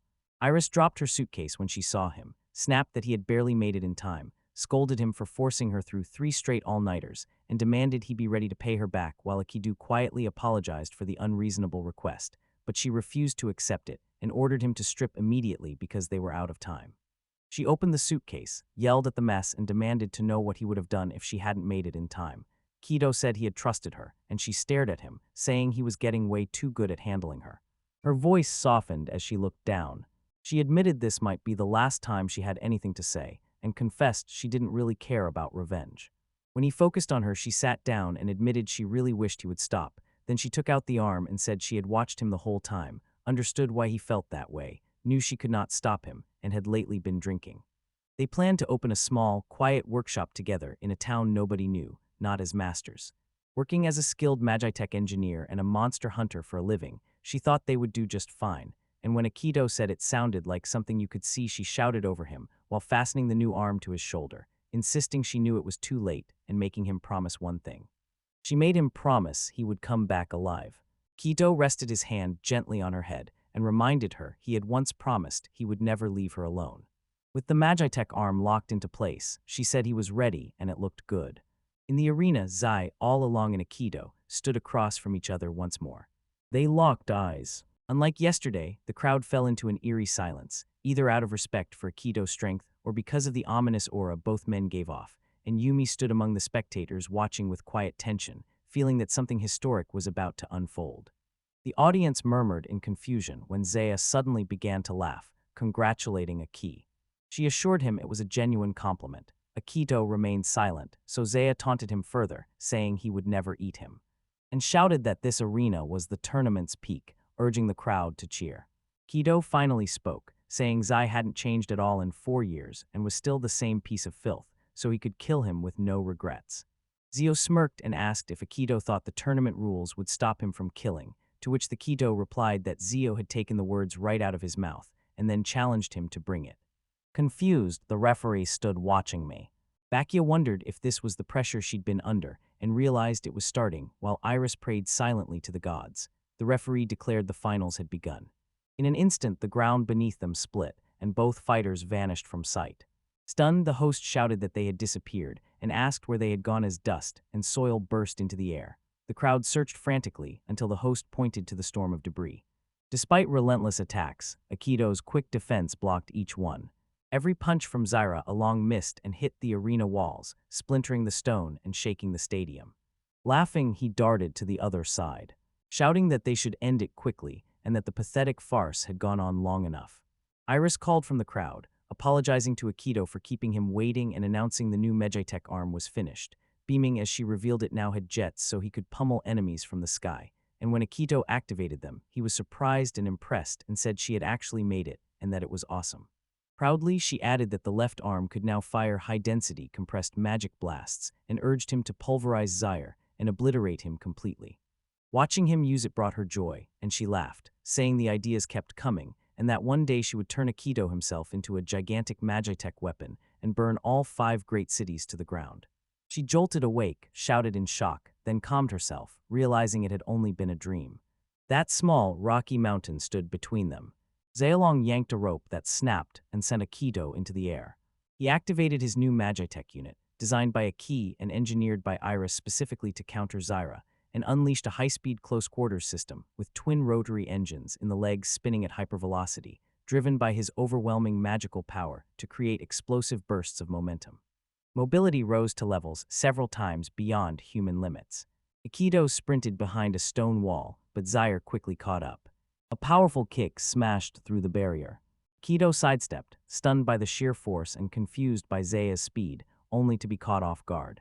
Zyre along smirked and launched another kick. Akido blocked it. Momentum sent the strike into a stone pillar behind him, obliterating it. He balanced on one hand. Sensing the pressure, Akido prepared a spinning kick, and decided it had to be super cheap. His counterattack came fast, but Zai had been tilting his head all along and dodged the blow at the last second. Both men locked eyes, then became a blur as they circled the stadium at high speed. The host was left speechless. She fumbled with her mic and could only say she no longer had words to describe what she was witnessing. Iris watched with awe, thinking it was in.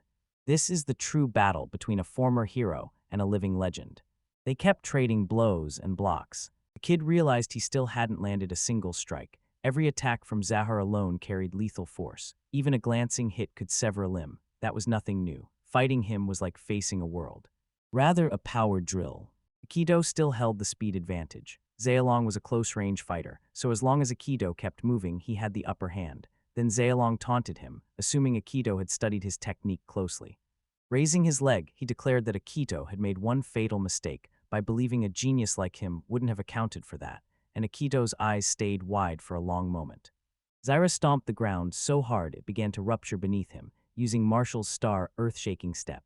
Aikido found out too late that Zaya had long undermined his balance by targeting the wheels beneath him. Zhealong unleashes his full strength. That it was over and had been called upon. With thunder summon and ardent step, he surged forward at blinding speed, slammed into Aikido and carried him across the arena so violently that steam and dirt burst up from the floor, and Iris screamed for him to watch out. She remembered Aikido warning her that Zia was a close combat savant who, during their days as heroes, always went in first and could beat anyone one-on-one, even Aikido, a natural-born fighter. At 17, he became a battle master and built a martial arts academy that spanned the continent. Now Iris understood how Zera Long had even stolen Kido's cheat skill. Kido had once explained that Zera called it Hyper Qigong, but it was really a gift of strength, an ability that channeled raw magic into the body for limitless enhancement. In short, fighting him directly was suicide, and only keeping distance was a viable strategy, but Iris hesitated. She realized that although the affixed arm gave high mobility and was much tougher than her previous designs, that alone would not win, and she considered whether Aikido could dodge until Zaya alone burned out, but then remembered his ability to passively regenerate stamina nearly endlessly and gasped, calling it broken. Kido agreed but reminded her he was the only person on the planet who knew how to beat. She asked how and he paused, then laughed and said it was simple. Back in the arena, Aikido studies Zaira's every move, remembering that this ability once belonged to him. Using his mage-tech hand, he landed a devastating punch. A blow to his chest made his opponent cough up blood, stunned by the force. Recognizing the ability, Xiaolong widened his eyes in disbelief and stammered as Aikido explained that Hyper Qigong was a passive technique that enhanced everything at once. It required absolute precision in internal magic manipulation, so he explained that if one's total magic capacity was 100, it would be roughly distributed as 60 for offense, 10 for defense, and 30 for speed. Aikido pointed out that Zhealong's fatal flaw was poor control under pressure, because the more power he put into offense the weaker his defense became, and in the heat of combat, he instinctively channeled defensive magic into raw attack when going for a strike. The last attack left him completely defenseless. A well-timed counter from a blind spot, delivered at the exact moment of contact, was enough to exploit that weakness. Kido added that his plan relied on taking at least one hit, so Iris had upgraded the durability of his Magitech prosthetics. Studying Xiaolong's expression, Kido said Zio looked confused, likely wondering how Kido knew, and told him to think about it. Only one person in the world truly understood how that ability worked. All along he stared at him in disbelief, his voice trembling as he laughed and muttered that it couldn't be, calling out in stunned recognition, Aikido big brother. Long ago, Aikido rested on a large stone. Yawning, he glanced at his friends deep in discussion and muttered that it was another closed-door meeting without him, since they'd brushed him off again and said only the big 5 nations could hear the business, so he pretended not to care until Zai Alon called his name from below. Aikido sat up and called back to ask what was going on and why he wasn't in the meeting. Zai replied that they'd kicked him out, saying nothing ever got done with him around. Aikido smirked and admitted that sounded about right. As Zio Along began drinking, Aikido shouted that he was drinking again and reminded him he was a lightweight. Zio Along insisted Aikido had it wrong and said it was tactical training, combat conditioning while drunk, something he called drunk fist. Aikido murmured that it was almost clever, then called out and asked to be taught martial arts too, specifically that move from earlier. Aikido clarified it was the move where he closed in at lightning speed and that it looked impressive, and Zio also recognized the technique, named it arrow step, and casually agreed to teach him. When Aikido tried the move and stumbled, Zaya Long laughed and corrected him, saying he was pushing too hard with his legs and that it should be more like boom, bam, slam. Aikido grumbled that Zaya Long was terrible at teaching. Zaya Long explained that after a strong forward step, you leap directly in front of the enemy and use that momentum to strike, but once in midair you cannot pivot. Kido asked if that meant it could be easily dodged or countered if an opponent saw it coming. Zaya Long confirmed it. Aikido then wondered if he should be explaining all this so casually. Zara Long said it was fine since he was the only genius who could pull it off, and most martial artists did not go around blabbing their techniques. He then extended a hand toward Aikido. Now in the present battle, Aikido stood tall. Zaya dropped to his knees and looked up at him, asking if they had once been close. People nearby started whispering in disbelief. They marveled that after all those years of watching, they had never seen Zaira alone like this. This could be something huge. As Zaire slid back, Aikido watched him with intense focus. Xiaolong smirked and warned Aikido not to expect to survive, mocking his appearance as the result of self-destruction and saying he looked like death warmed over, and Aikido answered that Clisha, true to its name, had crawled out of the grave for revenge. After what they'd done to him, he warned Xiaolong to return the ring he'd stolen. Xiaolong stood there, laughing, doubting that Aikido's very existence was a huge inconvenience. Aikido stayed calm. Zio fell silent, wondering why the crowd didn't react, then realized that on their quest they had gone straight to the Demon King's castle, so no one had really seen their faces. This actually worked to his advantage. If he killed Aikido here, no one would ever know the hero killer was real. He thought the man was an idiot for walking straight into the trap. Standing farther away, Kido noted that Zaya had long since increased his regeneration and that Kido's usual counters would not work, meaning it was time to move into phase 2. He flung his rope arm. Xiaolong slid into a defensive stance, remembering the move from the prelims and assuming it wouldn't work again. Aikido gripped the back wall and pulled himself in with the steel wipe. Closed the gap instantly with the stunning Xiaolong. Aikido launched a swift assault from several angles, forcing Zaira to defend on multiple fronts and struggle to keep up. A single strike landed and he fell. Iris watched intently and cheered, realizing Hyperkai Gong's defense only activated when Zayar Along reallocated his magic. Orthodox feints like Aikido's were his specialty. Zayar Along was losing his rhythm. As Zaire kept running, Aikido chased him, believing he would switch completely to defense and reinforce his body the whole time. Using Hyper Chai Gong, Zaire attempted a powerful kick that shattered a stone, but he was shocked when Aikido caught his foot and countered with a punch, shouting as the blow landed. Xiaolong's eyes widened when he realized he'd punched Aikido's arm, but the Aikido just asked whether that was all, saying the strike barely scratched him and smiling, because even Xiaolong's current level couldn't pierce his heavy defense. He taunted, saying Zaire Along wasn't getting the skill and offering tips for old time's sake. Zaire Along recoiled in disbelief, and Aikido added that he still flew off the handle when angry, just like always. He punched him across the face, spinning him upside down. An enraged Xiaolong snarled that Aikido was a worthless leftover who acted like he was better. He'd had enough and stopped holding back. Rising with deadly focus, he suddenly vanished. A strike sent blood spraying from Aikido's mouth. He screamed in disbelief, unable to even see the attack. Xiaolong, his voice cold and final, declared he was done. Lazy did not deal with annoying insects. Lord Body Shift activated Thunder and warned Leia's he would not allow even a blink before his opponent was dead. Zaya's long return. Aikido tried the rope punch again, but it missed. Xiaolong had already landed a brutal punch that sent him flying to the ground, and Aikido groaned, trying to steady himself, muttering in disbelief as he realized Xiaolong's reaction speed and power had reached a completely different level. Without warning, Xiaolong leapt onto his back, hit him with another punch, then kicked him in the jaw, sending him upward. Aikido screamed in pain, blinded and shouting that he couldn't see him.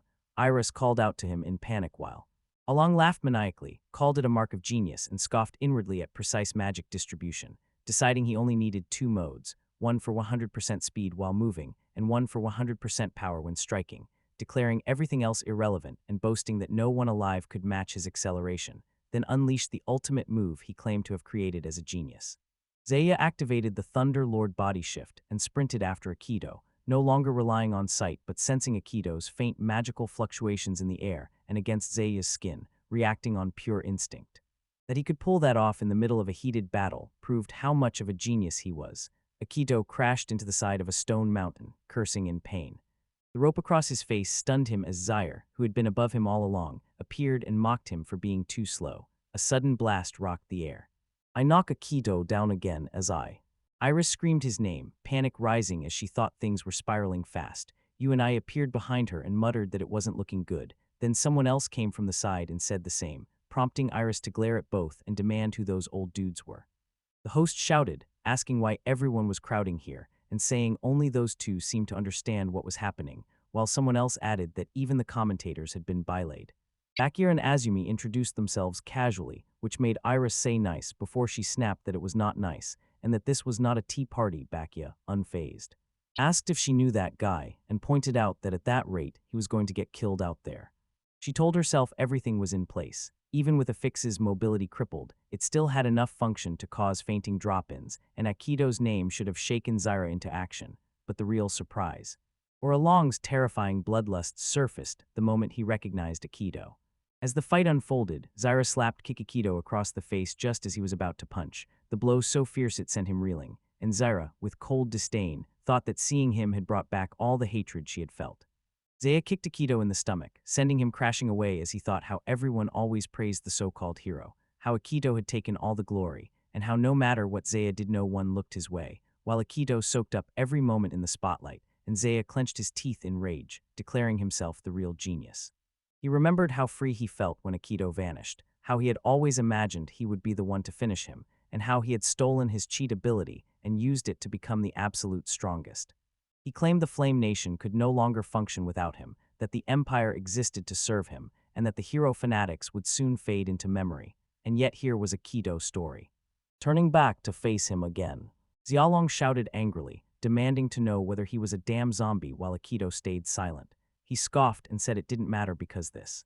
Should he catch him, he'd tear him to shreds, then stomp the ground with an earth-shaking step, cracking the earth beneath with immense force. Akito jumped, recognizing the same trick again. As he looked ahead, Zaya was gone all along. Iraq struck him unexpectedly, causing a confused reaction. Realizing he had taken the bait earlier, he shouted in frustration. Akito's hand on the rope was caught on a stone, and he realized the wires were already set so he couldn't dodge from that position, frantically wondering where Zaya had gone. He looked up and saw Zaire descending toward him while announcing his final technique, pole strike. This move was said to have split the sacred mountains where gods once walked, and it is the hero Wanzai's ultimate trump card. Channeling every drop of magic into his foot, Zai Along said even a graze would turn Akito into a crimson smear, bragging he did not need to aim, that the Kito's leg boosters were gone, and its fancy arms pinned, taunting what it could do now if it had anything left. Xiaolong then shouted that it was over, demanded Akito's death, and unleashed the blazing annihilation bomb, charging it with overwhelming power. Just as it was about to hit, Kito laughed to himself, thinking here it comes, then swung his leg up and kicked Zaira along square in the mouth, drawing. Everyone was shocked, and the host shouted in disbelief at how his leg was used. Akito grind asked who had said he could only launch his arms. Zaira Long vomited blood, and Akito reminded him to always save his ace for last as he adjusted his leg back to his body and said it was meaningless in the end. No matter how fast Zaire moved, his fatal flaw never changed, so Akito only had to wait until his guard dropped completely. Zaire heard this and roared in anger, while Akito smiled grimly, thinking it had been one hell of a road, and said that someone as dense as Zion Along would never understand it. Then at last, without hesitation, he began pummeling Zaira without mercy, convinced this was the moment of reckoning.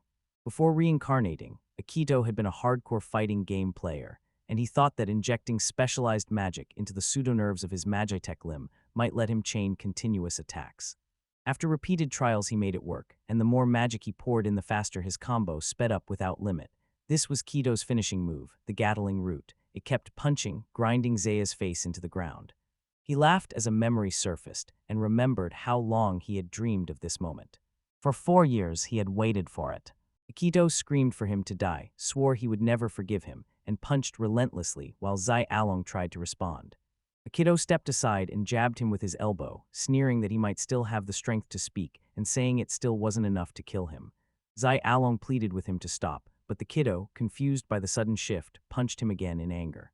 Shouting that the other had said die, accusing him of betrayal and stealing power, and declaring he didn't care what anyone else thought, he kept landing blow after blow, snarling for him to die again and again. Alone and unable to move, Zaire cried that he was going to die. Xiaolong clenched his teeth and tried to lift himself up.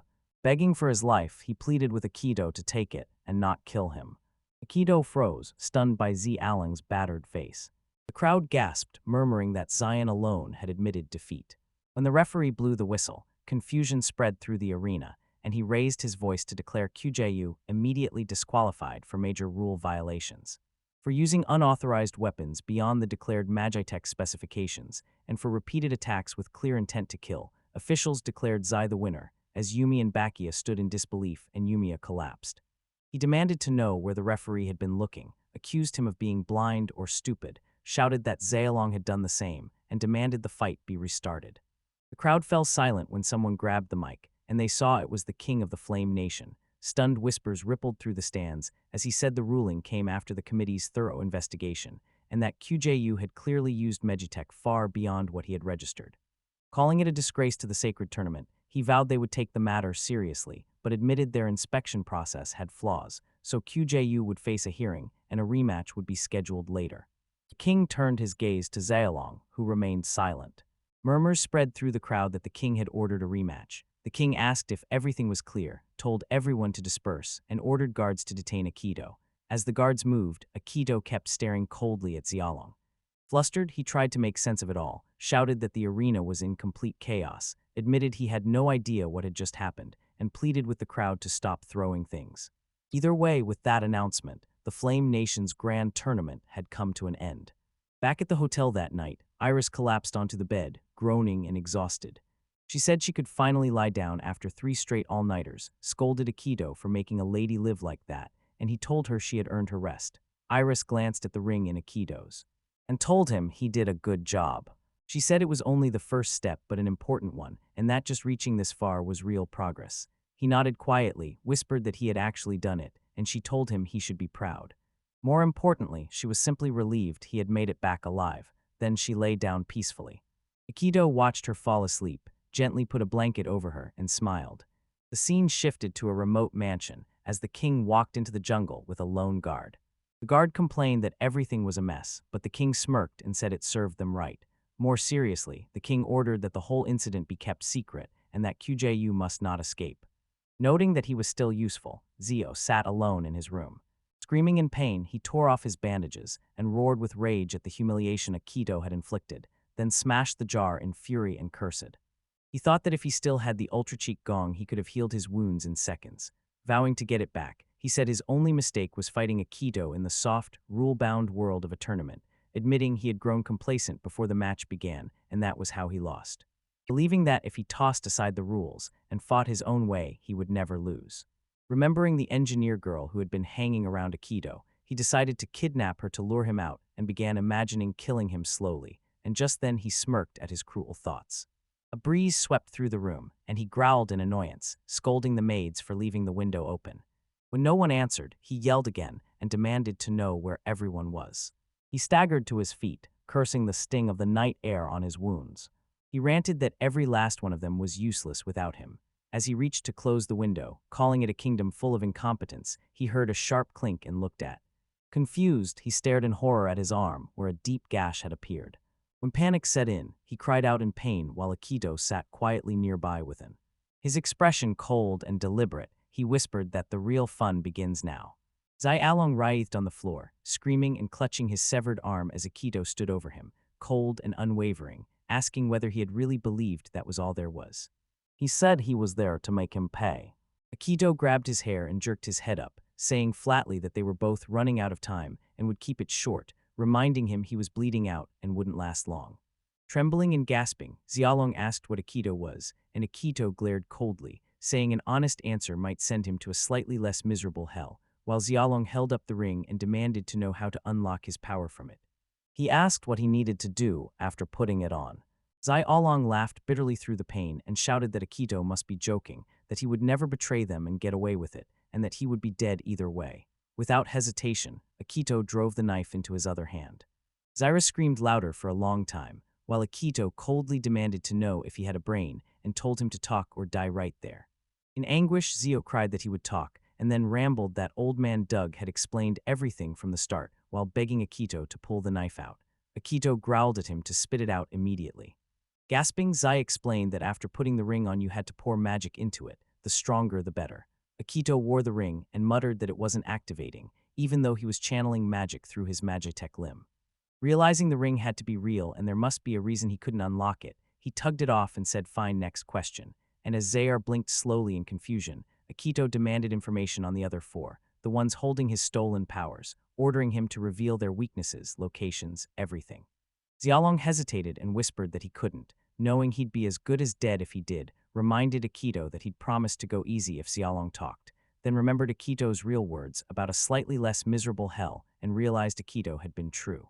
Akito dragged him back as he tried to escape and cut him open, blood spilling across the floor as Akito stared at his bloodied knife. In the end, he didn't get much from him. He stared at Zaya all along's broken. He admitted he hadn't expected much, called him a disposable grunt who probably knew nothing useful about them, and decided it was time to end this and move on. Turning away, he heard Zyra beg in a broken voice not to be killed and call him Big Bro. It caused Akito freeze and reminded him of when Zaya used to call him that while they were close. Hesitating, he thought Zaya had long lost an arm, that the so-called hero had hit rock bottom and could no longer fight. Akito began to walk away. Zaire Along sprang up and slashed at him with a sword. Akito blocked the blow, countered quickly, and cut Zaire Along's leg. The blow sent him crashing back to the floor and left him in shock. Akito watched him and thought coldly that he never let his guard down that easily. Glancing at Zaire Along, he realized this marked the end for the Flame Nation while Zaire Along lay bleeding on the ground, cursed him and swore he would kill him, and Kito quietly concluded that without its hero the country would not survive, told him to delay the collapse as long as possible until his revenge was complete, then turned away and left. The door just behind him. Back at the hotel, Akito shook Iris awake and whispered for her to get up, and when she groggily asked what time it was he hushed her, warned that guards were watching the place, and told her to pack immediately because they were leaving. She quickly packed her things, asked why they were being hunted, and Akito reminded her they'd humiliated their precious king and that the insult would not be taken lightly. They rushed to the docks, and Akito said they were done here and were leaving, while I decided, disappointed she hadn't even tried all the street food. Once they were on the boat, the owner said it was ready, and they slipped away quietly, keeping their identities hidden. Leaving the port, Iris stretched her sore limbs and muttered that everything hurt. While Akito paid the boatman, she thought how brief their time in the Flame Nation had been, even though they'd met and lost so many people, and Akito snapped at her to stop being sentimental, saying she hadn't even met half of them and to focus because they had to cross the border before it was sealed. Iris murmured as they left that there would be no peace for them, and Akito replied dryly that she was only realizing it now. The boat owner watching them go slowly removed the bandages from his face and thought he had paid Akito back for breaking those chains. Convinced he deserved to see the world and all it had to offer, he gazed toward the horizon. He apologized quietly and said he had to go. The rematch never happened, and neither Akito nor Zaolong returned to the arena. Days later, the Five Nations declared Zaolong gravely ill as a cover story. Zaolong never appeared in public again, and the Flame Nation began a slow decline. The Flame Nation arc is over. In a dimly lit room, four people sat in silence with their faces hidden until a girl named Flora finally spoke and said it was time to begin the Heroes' Council. One man grumbled that he'd been pulled away from his research for this, and she thanked them for coming on short notice and said she was relieved to see everyone safe and well as they listened quietly. Then one man showed his face and warned sharply that this must not be a waste of his time. Deep in demon territory, inside the ruined watchtower of the Wetren region, and surrounded by soldiers from the holy nation Marisha, the Musashi Empire, the Gala Empire, and Tristan, several key figures stood in tense silence. The air felt heavy as a girl came down the creaking staircase, surprised to see someone enter. It was Flora, St. Tess of the Holy Nation, known as the Land of the Gods. She smiled and laughed softly, saying it had been 4 years since they'd all been together and that everyone must have changed a lot. The newcomer replied dryly that such a sugary voice could only belong to Lady Flor. Nagi Shinenum from the far eastern nation of Musashi said she had not changed at all in 4 years and found it unsettling, and when Flora teased that she was as lovely as ever, Nagi scoffed that flattery would not work on her. A sharp voice cut through the room and ordered them to stop talking. Flora turned to Lord Garen in surprise and said she had not realized he was already there. Lord Garen was Garen Rudolph, a military leader of the powerful Gaia Empire.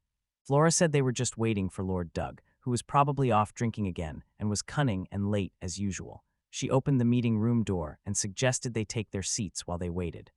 They were shocked to find someone already sitting there who greeted them coldly and ordered them to stop wasting time and speak. The three stared at him in silence until Shinonome suddenly drew his sword, shouted, demanded to know who he was, and stood ready to attack. Laura stepped forward, pleading with him to wait, guessing he must be Lord Doug and wondering if his appearance came from that experiment. Shinonome froze in disbelief, questioning her words while Doug gave a low hum. Doug dismissed judging by appearances as shallow, raised his hand to show a ring as proof of identity, and even offered to show his power. And Shinonome thought it was not only Doug's looks that had changed but his whole personality. He confirmed the transformation, saying his years of research and knack for finding shortcuts had let him perfect the ultimate breakthrough that reversed the very logic of aging. He then mocked them, asking if they were jealous and if they wanted to learn it too, and Garen cut in, shouting for him to stop the show and tell. Flora nodded, agreeing he was right and they should move on. Once they were seated, she stood in front of them and said it was about Lord Xylong, asking if they had heard the rumors too. They claimed a no-name hunter was behind the incident. Shinonome said Lord Xylong was still immature mentally and physically. Garan doubted that someone with a cheat ability could fail so easily and demanded to know who it was. Flora put a cloth-wrapped object on the table and told them to look, revealing it and asking if the artifact seemed familiar. Shinonome recoiled in shock when she recognized it as Kaido gear and demanded to know where the woman had found it, and the woman said she had intercepted it after it circulated on the Flame Nation black market. She had an unpleasant discussion with the merchant responsible, who confessed everything and, in a mischievous tone, said the poor man had sold it to an antique dealer near the Flame Tristan border 4 years ago, the seller's identity unknown, but the item had fetched a fortune. Doug concluded the seller had clearly known exactly what they were selling. Shinonome pointed out that now, 4 years later, Lord Xylon had fallen in the Flame Nation, implying a connection. Doug looked at Flora and asked whether she meant that Aikido was still alive. Flora said it was likely, but the mystery was why he had stayed hidden for so long. Garen said the person who defeated Xylong had used a Megitech prosthetic. His men returned with a report from the tournament in the Flame Nation that someone nearly beat Xylong using advanced Magitech, noting it took years to master such limbs, and he speculated Aikido might have been training in secret all this time. That made sense. Silence fell, then Doug scoffed, dismissed the idea as ridiculous, called Aikido powerless and broken, and suggested they mobilize their forces and hunt him down like a rat. Shinonome called the plan foolish and warned it would provoke the hero cult. Doug asked what the hero cult was, and Shinonome expressed disbelief that Doug did not know. Doug calmly said he focused only on research. Flora said the hero cult was a fast-growing movement spreading across nations and worshipping Aikido as their savior. Shinonome warned that if his former party openly turned on him, it would spark a massive backlash, and Flora added that even if he were alive, the cult did not yet know, so if the betrayal came out, it would cause chaos. That meant they could not hunt Aikido openly. Doug hummed thoughtfully. Garen said that if Aikido was alive, he would eventually return to reclaim his ring and seek revenge, so they should be ready to crush him when he arrived, and Flora warned that if any of them claimed his ring, first it could upset the balance among the 5 nations.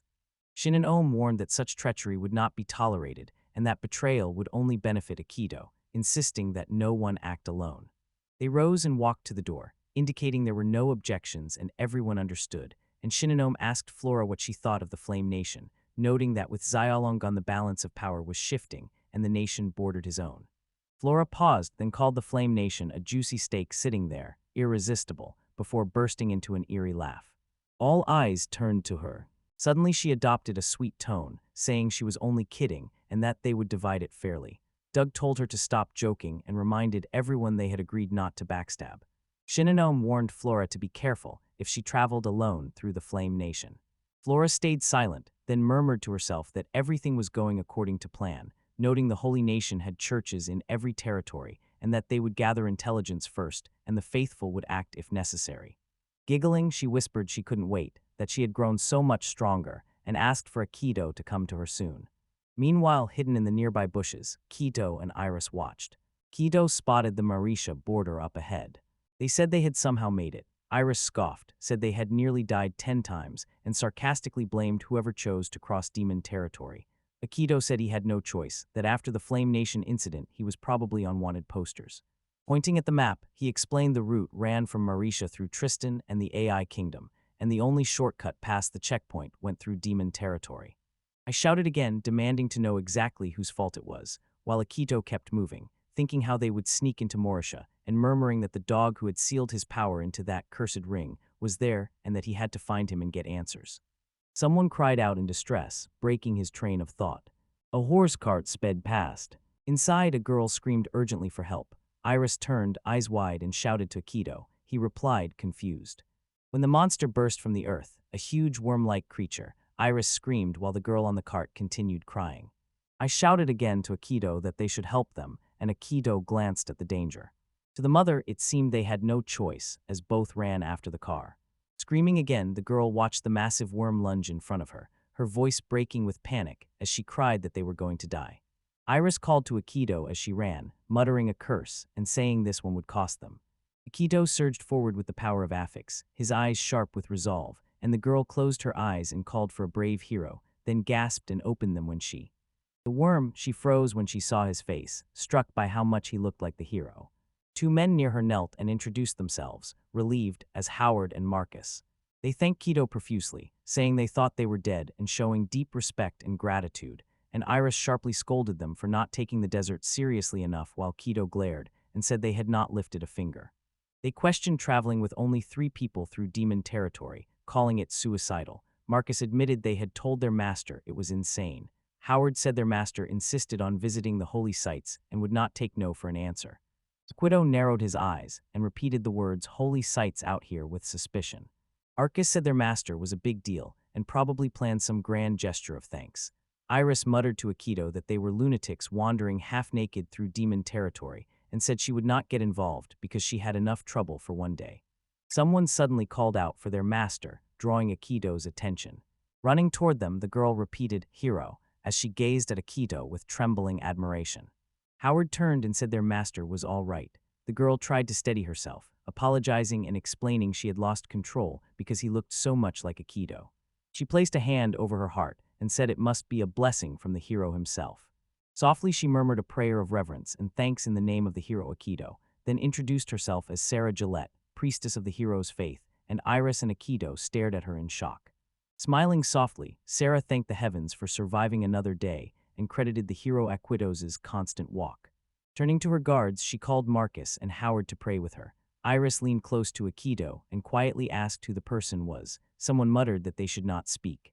The world thought he was dead, and with a fan like her nearby, being recognized would be a disaster. Iris pointed out they had not even properly thanked them, and Akido remained silent. Someone suddenly grabbed her arm, pulled her away, and muttered that they needed to go. Iris blinked in confusion. Chasing after them, Sarah shouted that they had to show proper gratitude. Akido turned and said there was no need to hurry. Sarah pleaded with them to at least join her in prayer. Confused and panicked, Akido demanded to know why, while she insisted that he had surely been sent by Akido himself and they had to give thanks. He waved her off, insisting they had merely been passing by. Sarah stared at him and said everything happened for a reason, that she had survived because she prayed every day, and that their meeting was no coincidence. She called out again, urging them to join her in prayer, and Kido, overwhelmed, gave in, shouted at her to let go and wondered how she could be so strong. Later the group sat together, with Akido and Howard drinking, Marcus busy nearby, and Iris and Sarah praying behind them. Akido, his brow furrowed, said traveling across the Fire Nations on a holy pilgrimage was basically a death wish. Howard told him not to say that and added their master had risen to her position at a very young age, and Marcus said it was all because of her unwavering face. Akido felt relieved that they had managed to dodge the prayer. Howard leaned in with a frank tone and admitted they weren't very devoted either. Iris glanced at Sarah, who stayed deep in prayer. Howard put a hand on Akido's shoulder and said maybe there was divine protection, and that someone like Akido showing up right when they needed saving had to mean something. Silent, Kido assumed they did not recognize him as Kido or as a hero, so his identity had not reached Morisha yet, and he praised himself for avoiding Tristan and taking the shortcut through demon territory, thinking the only hurdle left was the border checkpoint where he might persuade the officials to help with the paperwork, when Iris shouted from a distance calling him hero. And said Sarah could help them get into Morisha. Kido nearly choked and spat out his drink, shouting in disbelief and asking why she would say that, reminding her they were technically wanted fugitives. Iris rolled her eyes and told him to calm down, saying she had not given them anything important and they had not even asked. She said they were all in a bind, so helping each other made sense, and she told him not to overthink it. Kido stayed silent until Sarah agreed with Iris from behind, and he froze when she stepped closer and handed him something, saying she understood his reasons, but pointing out he hadn't hesitated to save them earlier. That was what Hero Akido would have done, so she said she'd return the favor. Turning to board the card, she said they were heading to the Flame Nation for a ceremony, handed over a letter to properly express her thanks, and asked that it be delivered to the hero's faith branch in Marisha, then waved goodbye from the card. Howard asked if it was really okay to let them come along. Marcus said they seemed shady and suggested they be more cautious. Sarah remained silent. Closing her eyes, she recalls a moment from the past. Watching Akido help a stranger, she heard Xylong shout that Akido could not rescue every orphan they came across, reminding him they were supposed to be hunting the demon lord. Shinonome added that saving one stray would only lead to 10 more, and that he understood how Akido felt but objected when one shouted back. He admitted it was selfish, but he could not ignore someone begging for help. He admitted he wasn't a saint, but insisted he was a hero. With that memory in mind, Sarah looked at the locket on her neck and quietly accepted it, choosing to believe in Akido, her hero. They soon arrived in Marisha, the capital city of the magic name. This nation had magic few could use, and mastering it took knowledge and strict discipline. It invested more in magical education than any other. Arriving at the Marisha branch of Hero's Faith, they stopped when a girl handed over a pouch with 1,000 gold coins Sarah had mentioned. Iris lit up with excitement, her voice trembling as she said it was finally real income. Kido muttered that their first stop would be a proper inn with a bath. Iris moved through the crowded marketplace, overwhelmed by the stalls, while Akido watched silently, noting that, as expected in a magic nation, the market teemed with enchanted tools and relics, and he called to Iris to remind her they were here for revenge, not to sightsee. When he turned, she stepped forward. Nearby, he saw her sitting comfortably at a stall and asking the shopkeeper whether all the items were truly magical tools. The shopkeeper looked confused and nodded. She picked up an object and asked about it. He explained it was a lamp that lit when activated. She grabbed another item and asked again. He said it was a cooling sheet that kept things cold. Akido watched and muttered that the items were mostly useless, reasoning they were typical of a street stall. It was probably full of tourist junk or low-tier tools for non-magic users like Iris. She picked up another item and asked about it. The seller scratched his head and said he needed to check. Akido frowned and asked if he had not made it himself. He replied that he only sold them while craftsmen made the goods and that their names should be on the tag. Iris confirmed it after checking. The man repeated that he only sold the products and took a cut. Akido nodded silently, agreeing it made sense and that tools meant craftsmen were behind them. He murmured that one of them might know something about the ring. Iris called out again, holding another object and asking about him. Chuckling, the man said it was a hair dryer that blew hot air, then switched it on so the warm wind hit Iris's face. Akido raised an unimpressed eyebrow. She picked up another item and asked again. The man said it was juice that turned fruit into water. Akido tensed and shouted for him to stop, demanding to know who made that magic tool. Startled, the man said it was made by the area's famous eccentric magic craftsman, Isis al-Rashid. Akido's heart skipped a beat because he was certain it had to be a reincarnator, an old ally from his past. They entered their hotel room, and when they saw the bed, I shouted again with joy, "This place is incredible." Collapsing onto it, she marveled at how soft it was. Then she rushed to the bathroom and said in disbelief that the room had a private bath. Akido said calmly that it looked like the priestess had arranged for them to stay at this luxurious inn, but reminded Iris they weren't here to lounge around because they still had to find Doug, and Iris shouted back from the bath, overwhelmed, saying it felt like heaven, tossing her clothes aside and saying they could talk after she finished bathing. Shortly after emerging, she noticed Akido sitting on the bed. They examined the items they'd bought and smirked, asking if he had really bought everything while wondering whether he still suspected a connection to Doug, and Akido replied that probably not, but it still bothered him. He murmured that at first he had thought another reincarnator might have made these items because they resembled things from their previous world, making the coincidence too strong to ignore, but now something felt off. He picked up a few items, pointed out that the blender, the hair dryer, and even the toaster were oddly inaccurate, then held up what looked like a game console. It was a tiny fan with sharpened blades, which the shopkeeper had called a shaving machine. In this hot country, a fan would be more practical. All the items had power cords, even though this world didn't use electricity. Everything looked familiar but was fundamentally wrong. If this Isis was truly a reincarnator, they would not have made tools like these. That meant they were somewhere else entirely. Iris, dressed now, watched him with concern as Akido sat in silent confusion until a waiter arrived and announced their food was ready. She jumped up, saying she had been starving, grabbed her plate, and teasingly handed one to the hero, who muttered his thing. Aikido spread out a map of the Marisha region. He studied it carefully and then sought out the hero's faith priest to ask about Doug's whereabouts. The priest confirmed that Aikido was still trying to track Doug down and said Doug should still be at his manor. Both Aikido and an Iris listened intently, surprised by the simplicity of the answer. The priest continued, saying that after returning as a hero from subduing the demon lord 4 years ago, Doug had been granted a title and made a lord, and since then he had mostly stayed holed up in his manor, supposedly focused on magical research. Pedo pressed on, asking about any suspicious activity or movements, and the priest shrugged, saying he had barely remembered Doug existed until Aikido brought him up. Doug was well regarded, he added. His taxes were half the national rate, and he openly welcomed the poor to settle on his lands. Doug's manor stood high in the mountains and could be seen from the village. Anyone who took the path there always returned. Some people thought it was supernatural, and Iris shrieked that it had to be ghosts, prompting Aikido to ask when she started believing in such things. Later that night, Aikido and Iris rode toward the village as the moon cast shadows across the quiet path. Aikido stared ahead and muttered that it was Doug's way, then turned to Iris and said she didn't have to come and could have stayed at the inn. Iris shot back that the moment she left him alone, he'd do something reckless again and called him a handful. Aikido grumbled under his breath, wondering if she was his mother now. Entering the village, Aikido noted it was calm and quiet and exactly like the map. Iris spotted someone, grew excited, and urged them to talk. After dismounting her horse, she stepped forward and politely asked if this was the court. The man stared at her for a moment, and he asked whether they were travelers, then wondered what brought them here. Aikido stepped forward and claimed they were envoys from Marisha with a message for Lord Doug. Iris looked at him, confused, but the Aikido insisted and asked the man to take them to Doug. Now smiling, the farmer admitted he was only a farmer. He didn't know much himself, so he directed them to the village chief. Entering the village, Aikido noticed the elderly and frail people around them. Point out the gloom and that everyone looked dead inside. He murmured that it wasn't just the people, but the whole area was steeped in magic, even the dogs, which shouldn't have been possible. He asked the farmer whether the man up there was a dog, and the farmer confirmed it. Aikido brought up the rumors that nobody ever came back from that place and asked if they were true.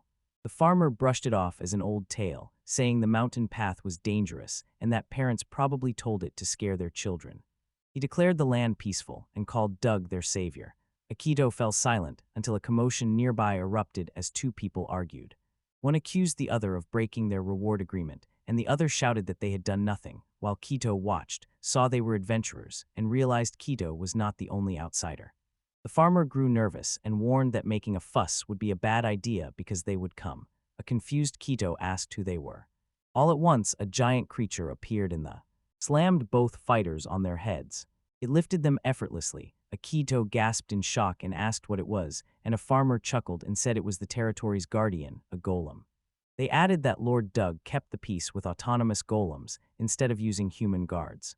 Aikido watched the creature march away and realized the constructs were fully independent and that Duggett had finished them. The ground cracked beneath the golem's steps.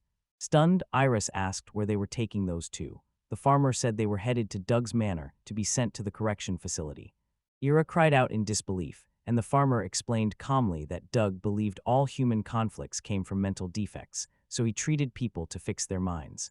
Since Doug took over, the land had stayed peaceful, and the villagers saw him as their savior. Ira suddenly shouted for Aikido to look behind him, and the Aikido turned to see several giant golems carrying, including children who are crying. Horrified, Iris cried out that even the children were being taken. She urged Aikido to move now, saying there was no time to hesitate, and when she called his name again, he clenched his fist and murmured in disbelief that this was where Doug's research had led. Then furious, Aikido called out Doug's name. He declared he would not forgive him, and they rushed to the map without hesitation. They were heading deeper into the jungle. Aikido and Iris followed the golems in silence, and Aikido narrowed his eyes because something felt wrong. They had been on the trail for almost an hour with no oil or signs the forest had been disturbed. So that bastard Doug must have set something up. Aikido glanced back at Iris and quietly asked whether she was all right, and she suddenly burst out, her voice trembling as she demanded to know why he had not helped the children immediately. They were taken and had no idea what might happen to them. He ground his teeth and snapped that he understood her, but insisted his top priority was revenge on the 5 great nations. since if they had made a scene rescuing those kids in a village full of dogs' lackeys, they would have blown their cover, and if word got out, things would get messy. For now, reaching Doug's manor took priority. Ira fell silent, then said bitterly that this meant the kids would just have to suffer. Kido said firmly that she should trust him, that he would save the children, and that he was not lying. It was a rare chance, and if they subdued Doug, they could help everyone. He asked if she still had a problem with that. Iris hesitated, then began to doubt whether Akido was serious when suddenly he froze, his eyes widening in shock. A cluster of golems stood before them, silent and unmoving. At the center of the forest clearing lay a strange stone slab. Iris, puzzled, asked why the slab was in the middle of the jungle. A kid reached out and touched it, noting it wasn't metal or stone and that it felt different. Ira suddenly shouted his name. He called back and asked what was wrong. She said fewer golems were visible, and she couldn't see the villagers either. Kido spun around, realizing she was right, and cursed under his breath for looking away for just a second and losing the trail. He turned back to the slab, muttered that it seemed to be pumping strange magic into the air, decided it was worth testing, placed his hand on it, and shouted that there were enough of them around that breaking one or two shouldn't matter. When he pulled his hand back, there wasn't even a scratch. Iris pointed out that brute force wouldn't work. Akido admitted it was time to step back and watch. There had to be a trick. I stood silently again. He watched as one of the golems approached, escorting a villager. Covering its ear with one hand, the golem stepped into the slab. It began to shimmer and shift. Iris gasped and shouted that the slab was turning into a gate and might lead straight to the manor. Akido agreed but asked how to activate it. A scream suddenly rang out. Akido turned. Iris saw a golem holding two children as they cried for help, and horrified, screamed for Akido to do something. He hesitated, worrying that helping now could make them lose the trail, but it was getting too dangerous. A sudden surge of energy let him lash out with a rope punch, shattering the golem's head. The children fell from its grip. Before the body fell on them, Akido dashed forward and pulled them to safety. He glanced at the slab and watched a teleportation circle flash and disappear. Spotting what looked like a manor across the way, he shouted to Iris to get the kids to safety. She asked what he would do, and he said he would distract the golems so the others could escape once their attention was on him. A blast went off beside him, and Ira screamed his name in fear. She turned to. They see all the golems converging on them in a panic, muttering that they were in trouble. A rope punch zipped past her and smashed into a golem's head, then retracted instantly to Kido's arm, and the Kido smirked, saying he was done being dragged around and had no patience left. Fixing his gaze on the constructs, he said these clay dolls were about to be swept away before he dealt with Doug. Energy beams shot from the golem's single glowing eyes as Iris grabbed the children and urged them to run and follow her quickly. Akido battled fiercely, launching strikes and punches at blinding speed. A lash from his rope shatters their limbs and torsos. Iris glances back and moves off. Confident in his strength, he got too fired up and stopped paying attention. The golem rose behind him without a sound, its eye glowing ominously. Akido. The device fired a focused laser beam directly at Iris and the child. The children screamed as the blast neared, but I stepped in front of them, shouting for them to look out. At that moment, the beam struck her squarely. The impact sent her flying, and she collapsed to the ground. The children were stunned. Someone stayed at her side, begging her to hang on as she coughed and screamed in pain. Akido stood frozen in disbelief. He couldn't process what had just happened. His eyes landed on Iris, bleeding on the ground, and he screamed her name in rage and anguish. Seeing Iris's condition, Kido and the kids froze, and Akido immediately shouted her name. His voice strained as he cried that he couldn't understand how this happened and that he thought you were hiding. Then he dropped to his knees beside her, holding her gently and shouting for her to hang on, promising he would fix this and muttering that she was losing too much blood. One of the children behind them cried through tears that their sister had tried to save them and sobbed uncontrollably. Nikido's eyes were. Grabbing her, he shouted that they were pulling back and would get her to town to find a doctor. Iris, barely conscious, looked at him and murmured an apology, saying she thought she'd messed up. Akido shouted for her not to say that, insisting she'd be fine and it was just a scratch, and she gave a faint smile, thanked him, but said she wasn't going to make it. She knew her body best.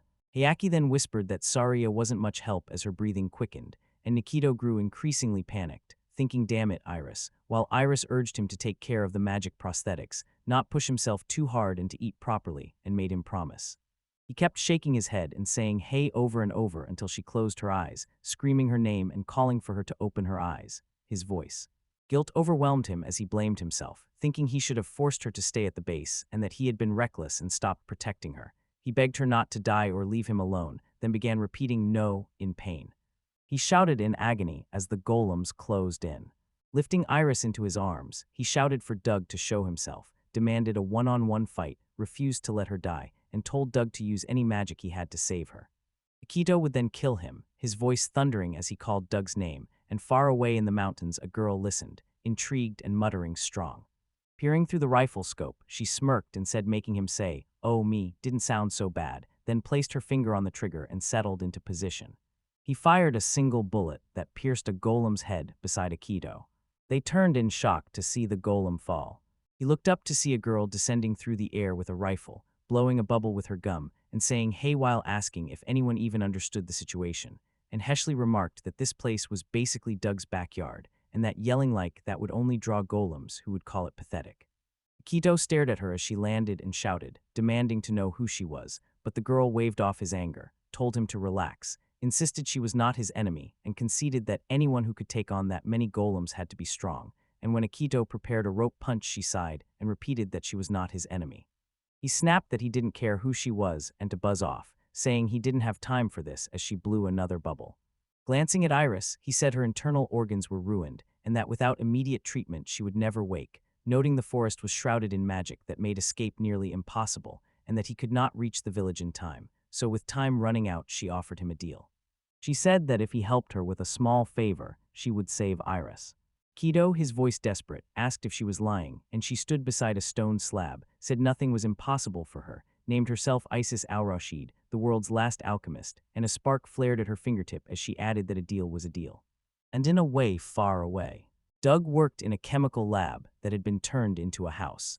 Inside a glass chamber, Iris lay as Kido and Isis watched. Kido whispered her name, his heart heavy with guilt as he blamed himself. The children hid nearby watching him, and he clenched his fists, remembering his promise to Crest that he would protect her, swearing he would not let her die.